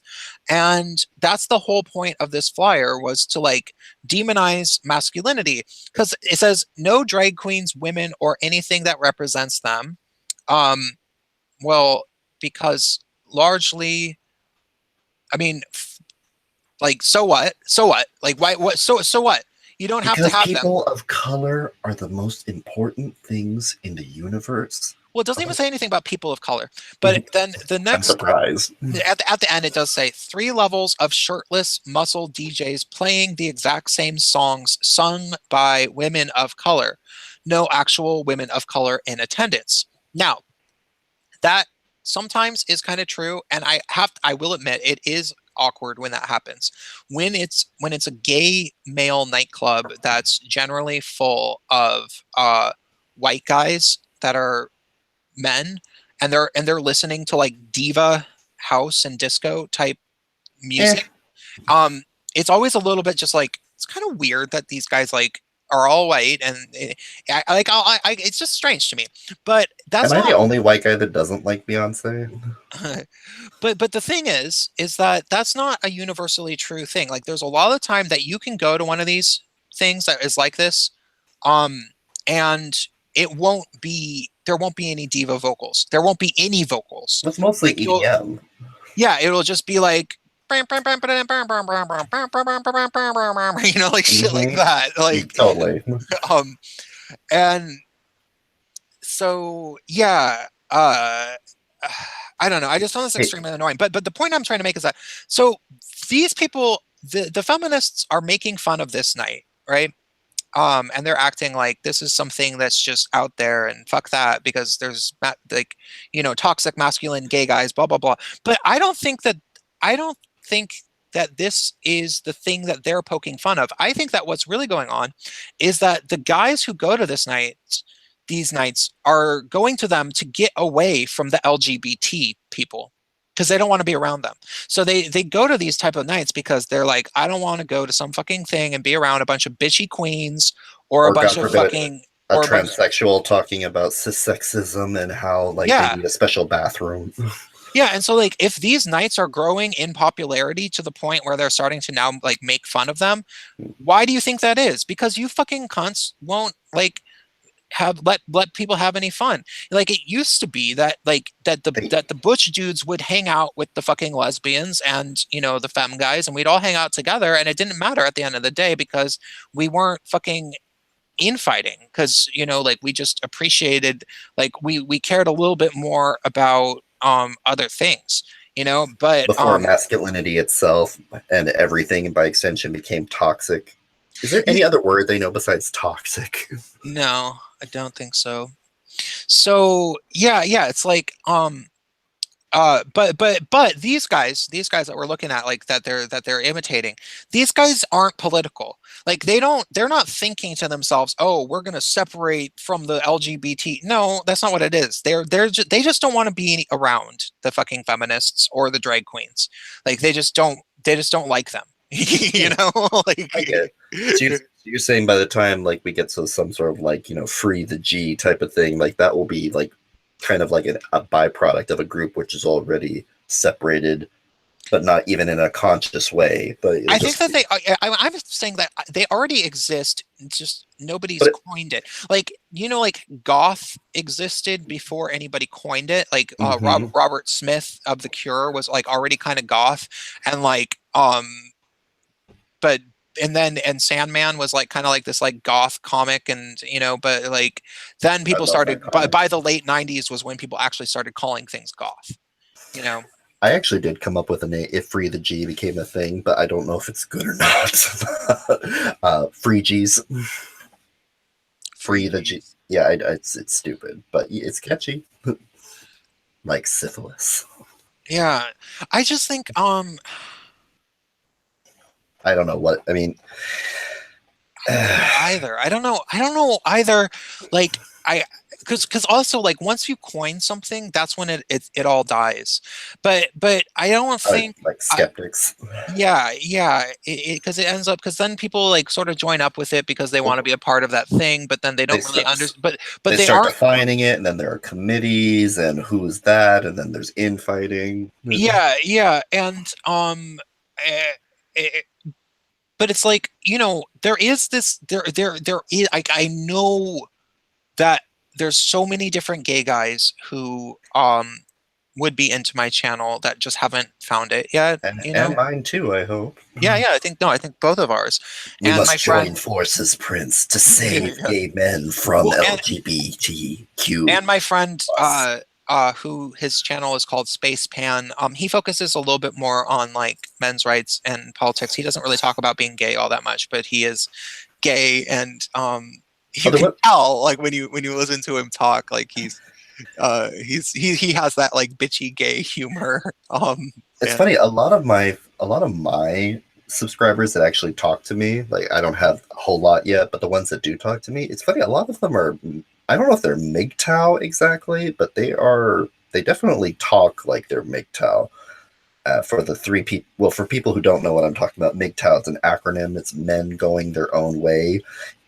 I'm sure they do. I'm sure anybody that's actually watching this stream knows what it is. Well, I have no doubt that the 7 in front of us definitely know, but just in case. Yeah. I actually thought at some point, you know what, there was another name I actually thought of, like if like this, Free the G thing, like I always thought it could also be GigTow. Gay guys going their own, or gays going their own way. Yeah.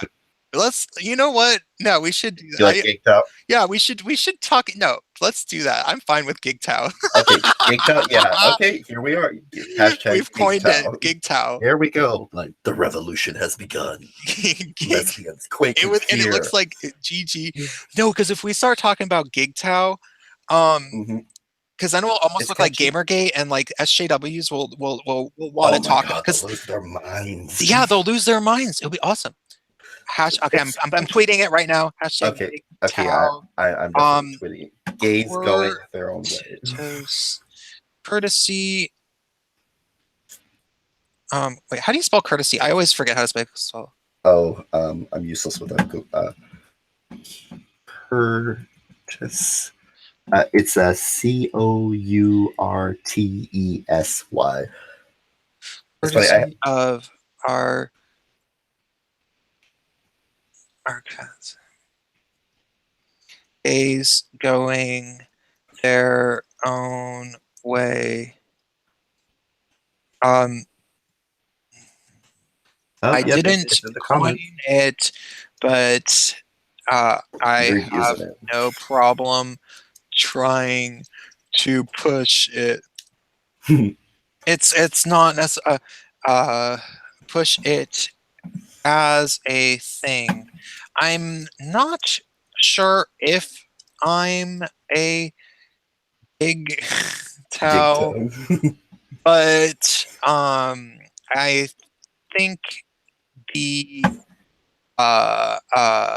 cultural label, the cultural demographic already exists in pragmatically, so we should have a label for it.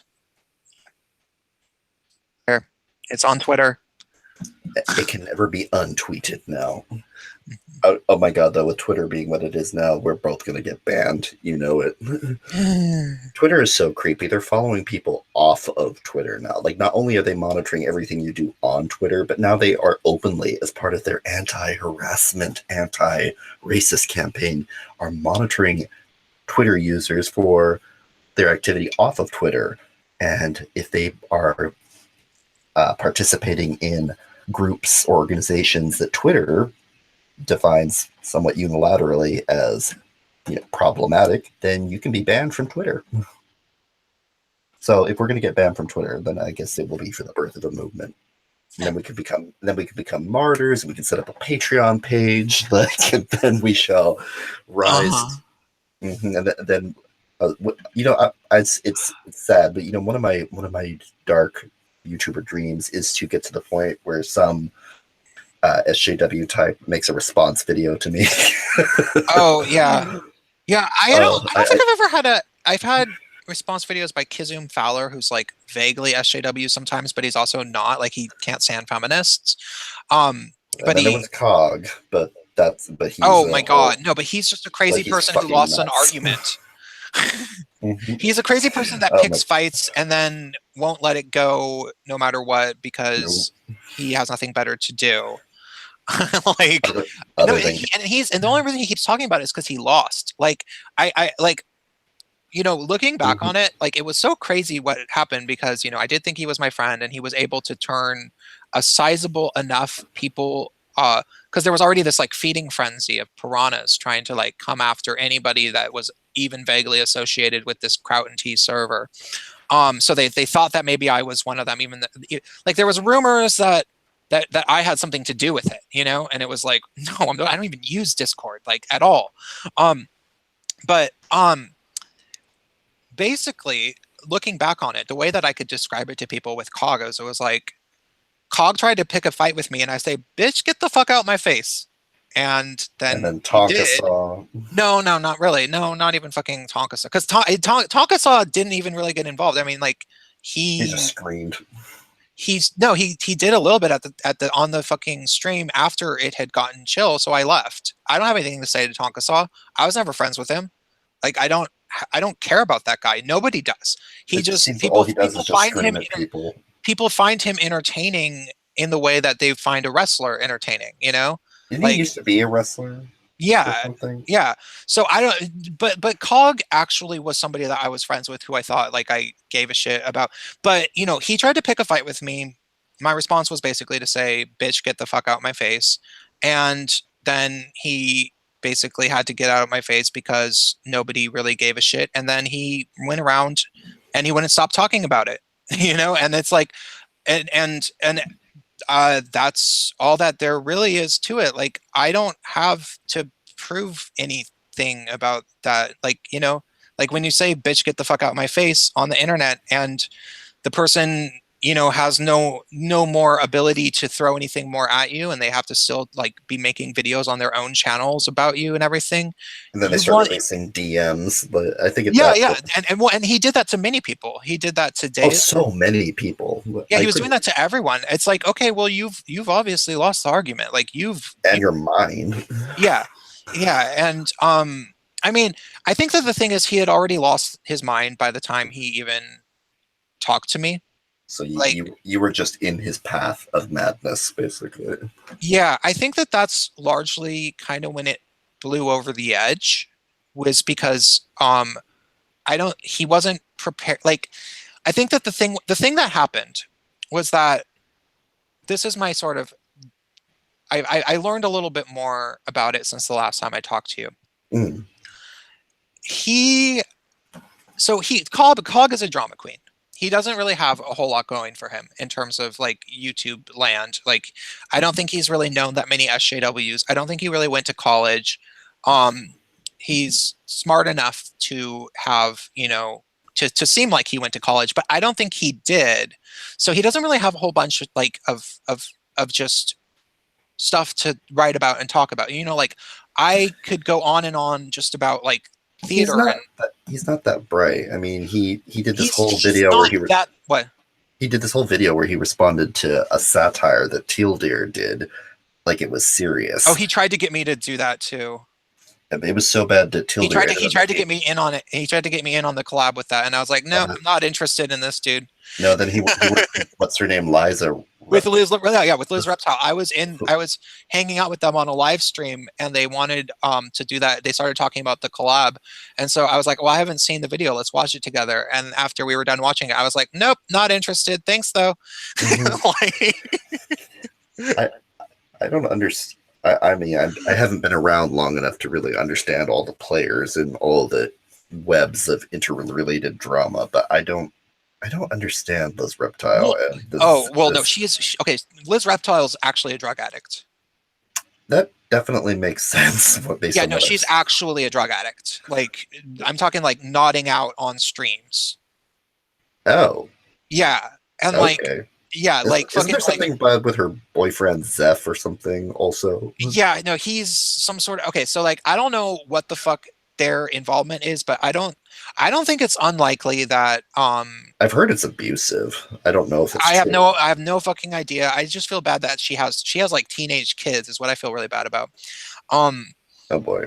Yeah, yeah, no, I feel really bad about that actually, and so I don't like to talk about it too much. But I know she's like a fucking drug addict, and I think that she does weird shit for money. And it has to do like the internet is a big portion of her income because she'll do these like she would stream all the time and try to like get donations out of people, and she always have some sort of story for why she needs money but I know that I mean I don't know that she's a drug addict, but I would say it's like a for her it's a 95% probability.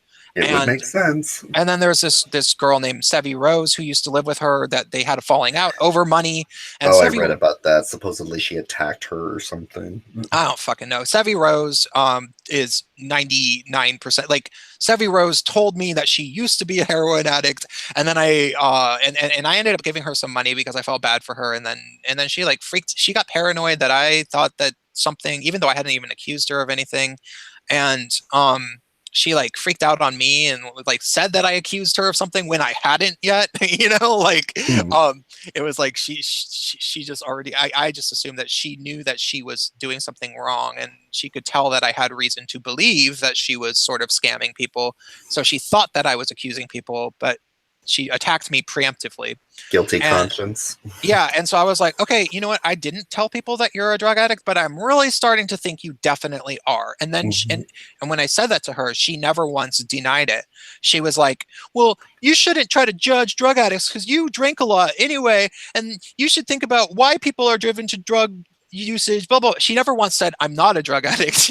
So like, I would say that that's Ugh. a 99.9 probability that she's a drug addict. Admission through omission, basically. Yeah, because it's like she had the opportunity to say that she's not, and she didn't even take it.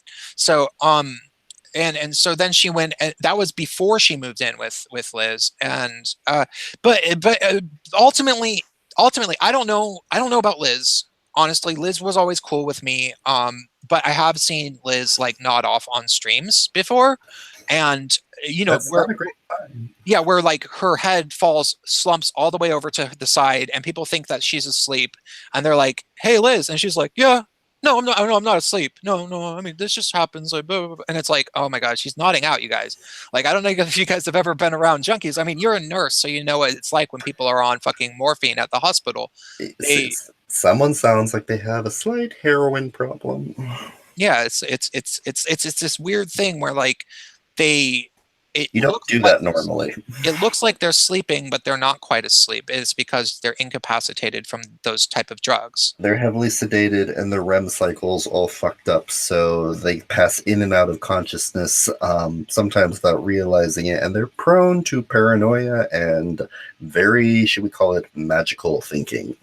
Yeah. So, and also, uh, they end up, really, Stealing. really, really, really impaired judgment. Well, yeah, because they're chronic. They don't get any meaningful sleep. When you Yeah, are, when you, a lot of people don't know that when you knock yourself out through an intoxicant, you don't typically dream, and as a result, even though you may have slept for like 15 hours, you will wake up and feel like death because you haven't actually really rested. You've just been unconscious. yeah, yeah. So,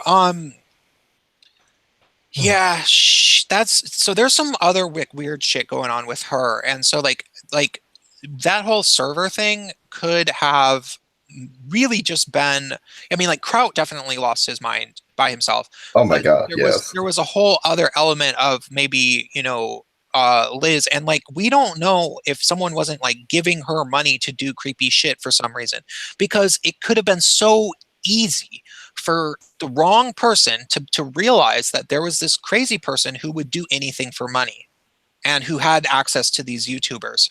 So there could have been somebody giving her money to start doxing people, and that could have happened, is what I'm saying. Mm-hmm. And so there's that factor, and then there is the Jeff factor, right? And Jeff Jeff gets a little bit. He gets into the internet drama, like he does. Prince, I'm really sorry to interrupt. Can you hold for like 10 seconds? I've been dying for like half an hour now. Oh, that's fine. Yeah. All right, I'll be right back, everyone. I promise. Okay.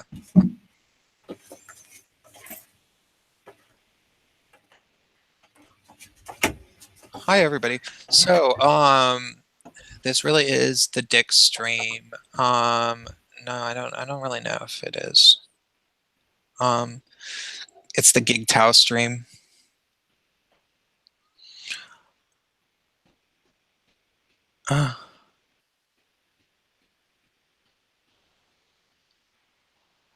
Somebody said that they approve of Gig Tao. Media Monsters channel does. I'm going to take a look at his channel.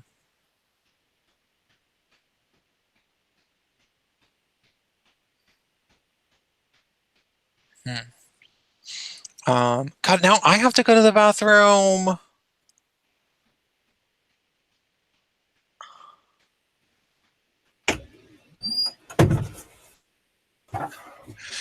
So, can you hear? Hey, I'm back. Okay. So, okay, the thing about Jeff is that Jeff does get carried away in internet drama, but honestly, do you know what I really think it was for Jeff? Jeff Yeah. was definitely, now that he's been taken down a peg and all these people turned on him, and I'm still his friend. I can bust his balls a little bit, even on air, and the smoke is cleared a little bit. Jeff was definitely a social climber on YouTube, like definitely. He definitely had a habit of cozying up to bigger YouTubers to sort of get his name out there for his channel. And, he was the type of guy where it was like he always laughs at everybody's jokes. And you can never tell if it's like he actually really likes that person or if he actually just thinks that if he laughs at that person's jokes, it's a good idea. Which, I mean, whatever. There's some people who are just like that. Like there's some people who realize that it's a good idea to laugh at everyone's jokes because then they like you, But It's good politics. yeah, that being said, I think Jeff did that with Kraut to a certain degree where, he felt cool that Kraut was his friend and that Kraut wanted him to be on this, secret server where they were and Jeff felt honored because Jeff is and this is just my speculation. This is just my speculation. Are we putting on our tinfoil hats? No, this is just my speculation, just Okay. knowing, what I know about Jeff. And and this is not something that Jeff has told me. This is me observing Jeff and just what I think Jeff would probably admit that he was a little bit of a social climber on YouTube. Like he used to refer to himself as the what was that guy's name? That actor, Kevin Bacon. He would call himself the Kevin Bacon of YouTube because he kind of knew everybody, because he would always be on streams with people. And that's understandable. Like I can see why he would say that. But if you're gonna call yourself the Kevin Bacon of YouTube, you should also probably admit that you're a social climber. Right? Yeah. That's not Own it. So that being said, Jeff had also been a biology student. Like he actually studied science. I don't think he graduated, but he went to university trying to major in science, and that's a large part of his videos is debunking science stuff. So when Kraut, a big YouTuber, you know, who has well over 100,000 subscribers, or did, since there is no Kraut anymore. yeah, when Kraut asked Jeff as a friend to be in this server, this private server where they're going to compile scientific stuff to take down these alt-right people, you know, to argue against them.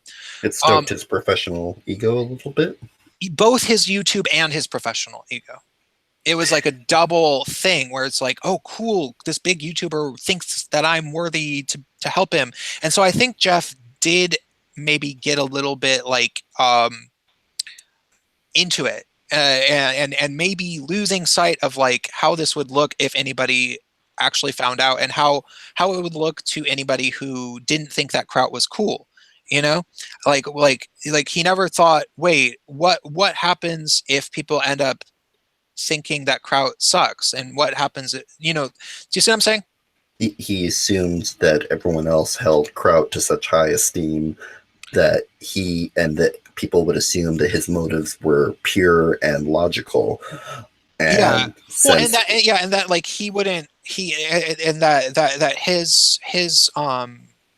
that he wouldn't take such a big hit personally, if like a guilt by association hit, if people found out about it, which it's understandable. Like, you know, you think something's private and you forget, you know, how things are.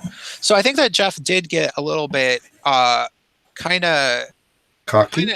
Yeah, kind of into that, and like he simultaneously wanted to make Kraut happy, but he also kind of, after a while, he had done some sort of, I don't want to say shady things, because honestly, I don't think Jeff's role in it was he actually did anything wrong. He just wanted to do the science. But he started to realize that he was, well, he did handle Coach Red Pill's information, but the information was public. But I think that he realized that Kraut was doing some shady shit that he was around for in that server, and he wasn't really necessarily stopping him. And he didn't want people to know that, because he simultaneously wanted Kraut to like him. This is just my guess. That's just my guess, if that makes sense. So like, I think that he wanted Kraut to still probably like him, because Kraut's a big YouTuber and he had been friends with him for a while, and he didn't have a good way of saying, hey, Kraut, I think that you've actually lost your mind. But that's another thing. Like, even if he wasn't a big YouTuber, it's hard to tell your friend, dude, you're going crazy. You know, like it would be hard to. So it's like where the blurred line between like, hey, I'm stroking Kraut's ego, and also I just don't know how to tell. He's stroking. The line between the two things of like, he's stroking Kraut's ego, and then it becomes, he's not sure how to tell Kraut that Kraut is going insane. That line is very blurred. And then, so somewhere along the way, people started realizing that Jeff was on this server, and that Kraut was doing bad things. And they started trying to inquire to Jeff about what was going on. And Jeff started lying. And right. And that was Jeff's only real mistake, was that he started lying about it. And I think that he says, I think this is my assessment, just my personal assessment. He'll tell you that he did it because he felt bad about Kraut going crazy. But I think that he really, that was only a little part of it. I think that he largely did it because he still wanted Kraut to like him, because he's a bigger YouTuber, and you know, you always want to be cool with your bigger YouTuber friends. And he just assumed that Kraut would stick around and not completely decorporalize. Yeah, you don't think about that notion that like, what happens if being associated with Kraut is worse than not having a bigger YouTuber friend. You know, like you forget about that reality.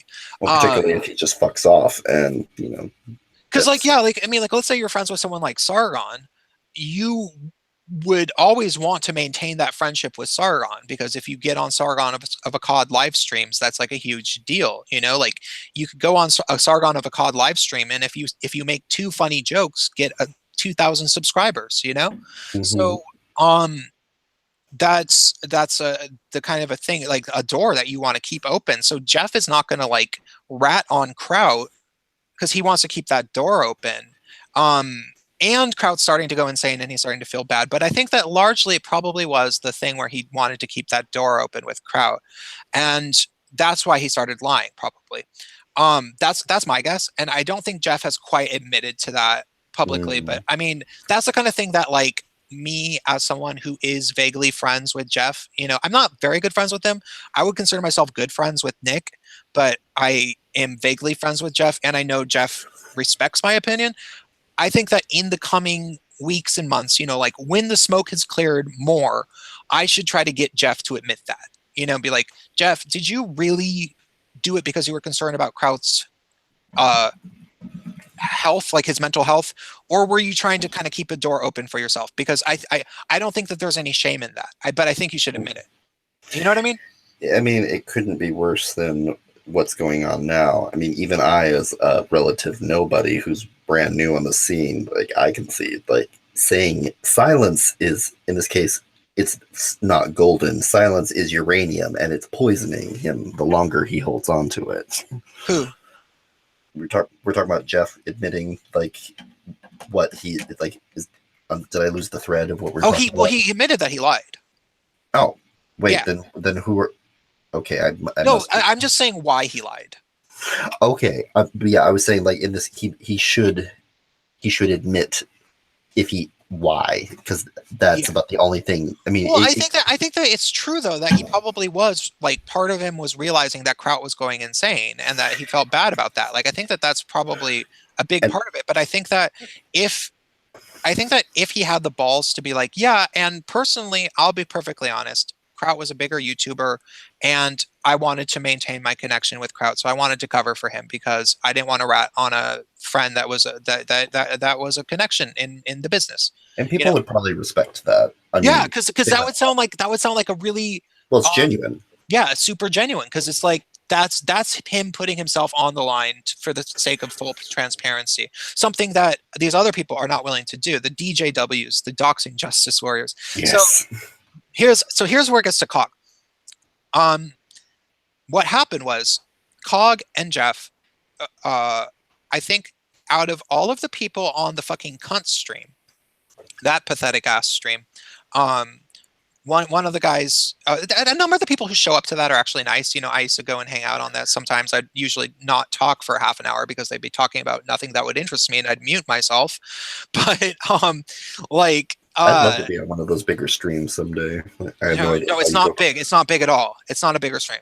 The only reason it's has as many followers as it does is because of myself, Wizard of Cause, Jeff Holiday, and a few other people. But it had to do with, it was like the place where other YouTubers went to air out drama. It was like a small version of Jerry Springer among the skeptic community, and it just happened that way because they happened to know a few people. That's it. It wasn't like the people were particularly interesting or anything. I mean, like this one guy, Wrath of Controversy, he's a really nice guy, but the other guy, Schmeckel, who does it, is I've heard you talk about him. I know literally nothing about him. Oh, he's just fucking boring and rude, and like there's no redeeming qualities about this guy at all whatsoever, just to be honest. Oh, great. And he's and dumb. Like he's not smart, you know. Does he have a lot of followers or something? No, he doesn't have any of that. No. Oh, so he's just a groupie then. They started this thing called the Cunt Stream. Which I've heard of, but I've never watched. It was him and this guy, Wrath of Controversy, and they would stream very, very regularly and invite pretty much anyone onto it. And it was a place where, you know, smaller channels could show up and hang out with other channels, and you know, people would plan little collaborations sometimes, or they would just make stupid jokes, and it was largely very, very uneventful. They started doing it right when I started my channel, right? And when I first started streaming, I met them, and I was very lonely. I met them through Based Mama, And I was very lonely because I lived in a SJW city. And the reason I started my channel was because I didn't feel like I wanted to go out to bars or anything anymore because of how crazy everybody had gotten. So I hung out with people like on the cunt stream because just, you know, for a little bit of company. And I really like the one guy, Wrath of Controversy. Like, he's a nice guy, and I had him on my channel. Like, I would invite him to my channel. Um, he's nice and he's pretty smart, and he doesn't really make a lot of content. Like, he's made videos, but he admits that he didn't really put a lot of effort into them, and you know, uh, he mostly would just go on the cunt stream and hang out with those guys, you know. Um, and after a while, this was when I first started my channel, they probably had, you know, like 80 subscribers, and I maybe had like 120 subscribers.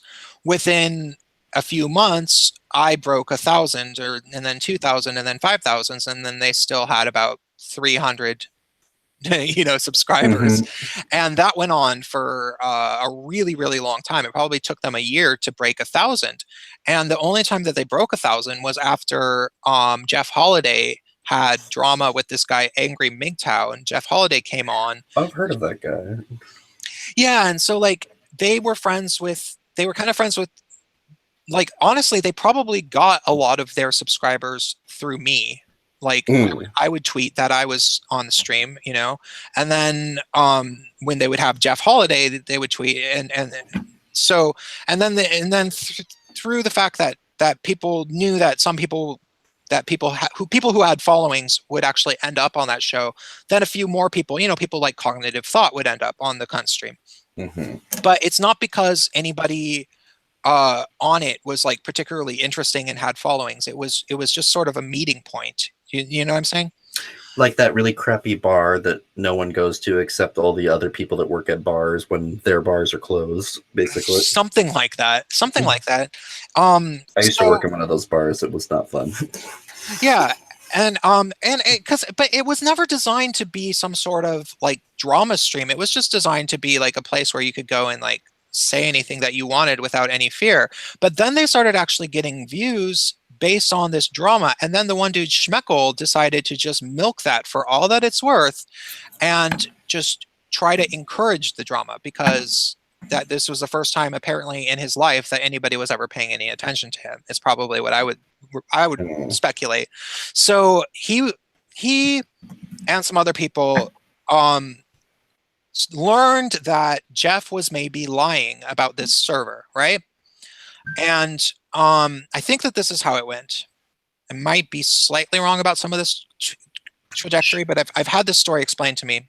Schmeckel is the gorilla with the top hat or something? Yeah. Okay. Yeah. So he some people on the cunt stream started talking about Jeff, and they heard about the Kraut server stuff, and they heard that Jeff Holiday was on it. And they were like, wait, but we're friends with Jeff. We could try to get Jeff to come on, right? And I think maybe it was Cog.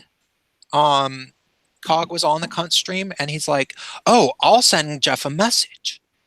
And so Cog started sending Jeff DMs asking him about stuff, and Jeff started saying, I think Jeff lied to Cog and said, no, I haven't logged into the server in 3 weeks. But it wasn't actually true. He had actually been in there. There was traces of him being there from 3 days prior. So he lied to Cog in a DM, and Cog shared it on the cunt stream. And that was when Cog did that, he proved that he had no problem sharing people's DMs. And that opened up a whole can of worms, because from that point onward, it was like, never send Cog a DM, because apparently he'll fucking share it with everybody. And he was sort of acting like that was some sort of bragging rights, you know, where it was like, oh, well, I think people should have things out in the open, blah, blah, blah, blah, blah, because people shouldn't be liars and shouldn't be trying to keep secrets, blah, blah, blah, blah, blah. But I think that was really just kind of overcompensation for the fact that he knew that he was actually sort of violating people's trust, because he was sharing DMs. And so it was just sort of him doubling down, and so he was already probably starting to kind of like lose it, and then it got to the point where he started pulling that crap on me, and I was not having any of it. Like I was the person that was like, dude, I don't even know what the fuck you're on about. Like I don't even know what this is about. I don't have anything to do with this, and like the way that you're treating me is not cool, and I no, you're not. I'm not gonna. You're not gonna get an inch with me. You know, like you're gonna come at me. I'm gonna say, bitch, get the fuck out of my face, and that's where he just had a complete meltdown because it's like if it was only sort of unethical what he did to Jeff, it became 10 times unethical what he did to me, and everybody started to see it, but he could never admit to any of it because then he would have to admit that maybe it was also kind of unethical what he did to Jeff. So I think that it kind of made him go crazy because he's pretending that it's fine with him, and but I know it's not. Like I know, like there's if you go on his channel, there's 3 different things with me in the title. Like there's 3 different things with Prince of Queens. Like there's the first live stream that I've seen it. 7 hours he talked about you. I couldn't understand it. Yeah, and then he streamed my DMs the next day, and then he made a response to one of my to my videos, and then he went on the cunt stream on at least 2 separate occasions to like talk where they were talking about me, and they titled the streams like they put Prince of Queens in one of the title, and I disagree with Prince of Queens. I think they called one of them. That was the first one on Cog's channel. Okay, that's right. But yeah, so this guy has like he's just been talking about me, and it's just like, dude, I don't really have like the only thing I have to say about you is you instigating this long weird fight with me. Like that's other than that, I don't give a fuck about you. You know, like we were somebody that like used to sort of be friends. We were in streams together, and we would like look at stuff and like make fun of it. And I thought you were kind of clever. And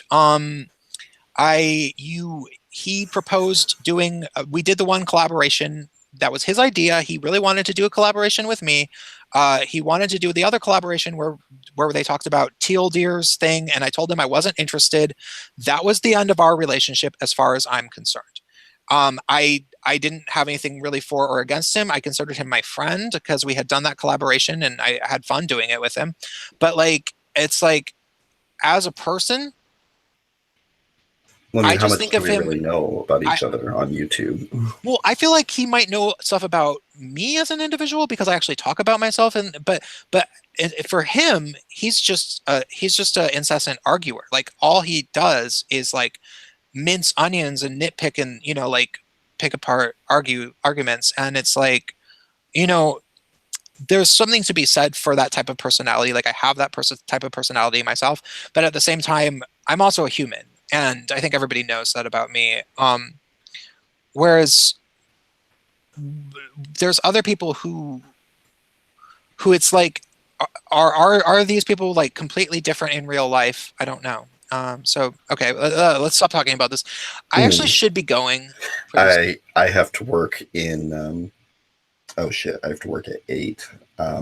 Okay. Yeah, and actually, someone I think it was Dylan already, or Dylan or Jeremy. You guys have been talking a lot. You guys are awesome. They've been amazed that we're going for 3. So yeah, my first stream 3 hours, unless you count the 15 minutes where I was just by myself on the stream trying to figure out what the hell I was doing.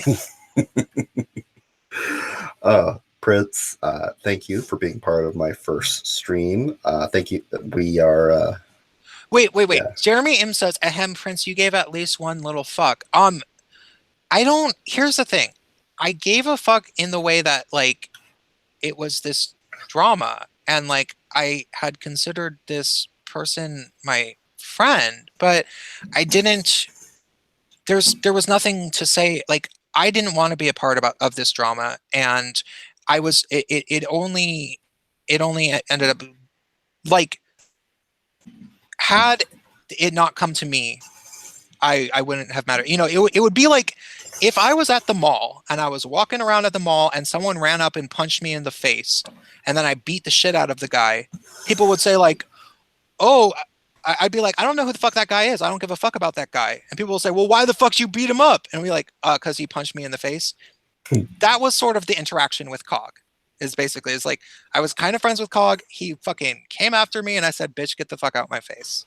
That's the kind of fucks I gave, and that's how I'm going to tell the story. In the words of Dave Chappelle, what did the 5 figures say to the face? Slap. My God, I'm going to be hurting in the morning, but this is awesome. Thank you, Prince. 7 to 8 viewers, Jeremy, Dylan, hats on John, everyone, you guys have been awesome. Point of Curation was here earlier. First stream, it was awesome. Thank you. Although next time let's not talk so much about penises. I don't know. Yeah, I don't know how that happened. Okay. Gay guys talking about penis. Who knew? Okay, talk to you guys later. All right, bye y'all. Bye.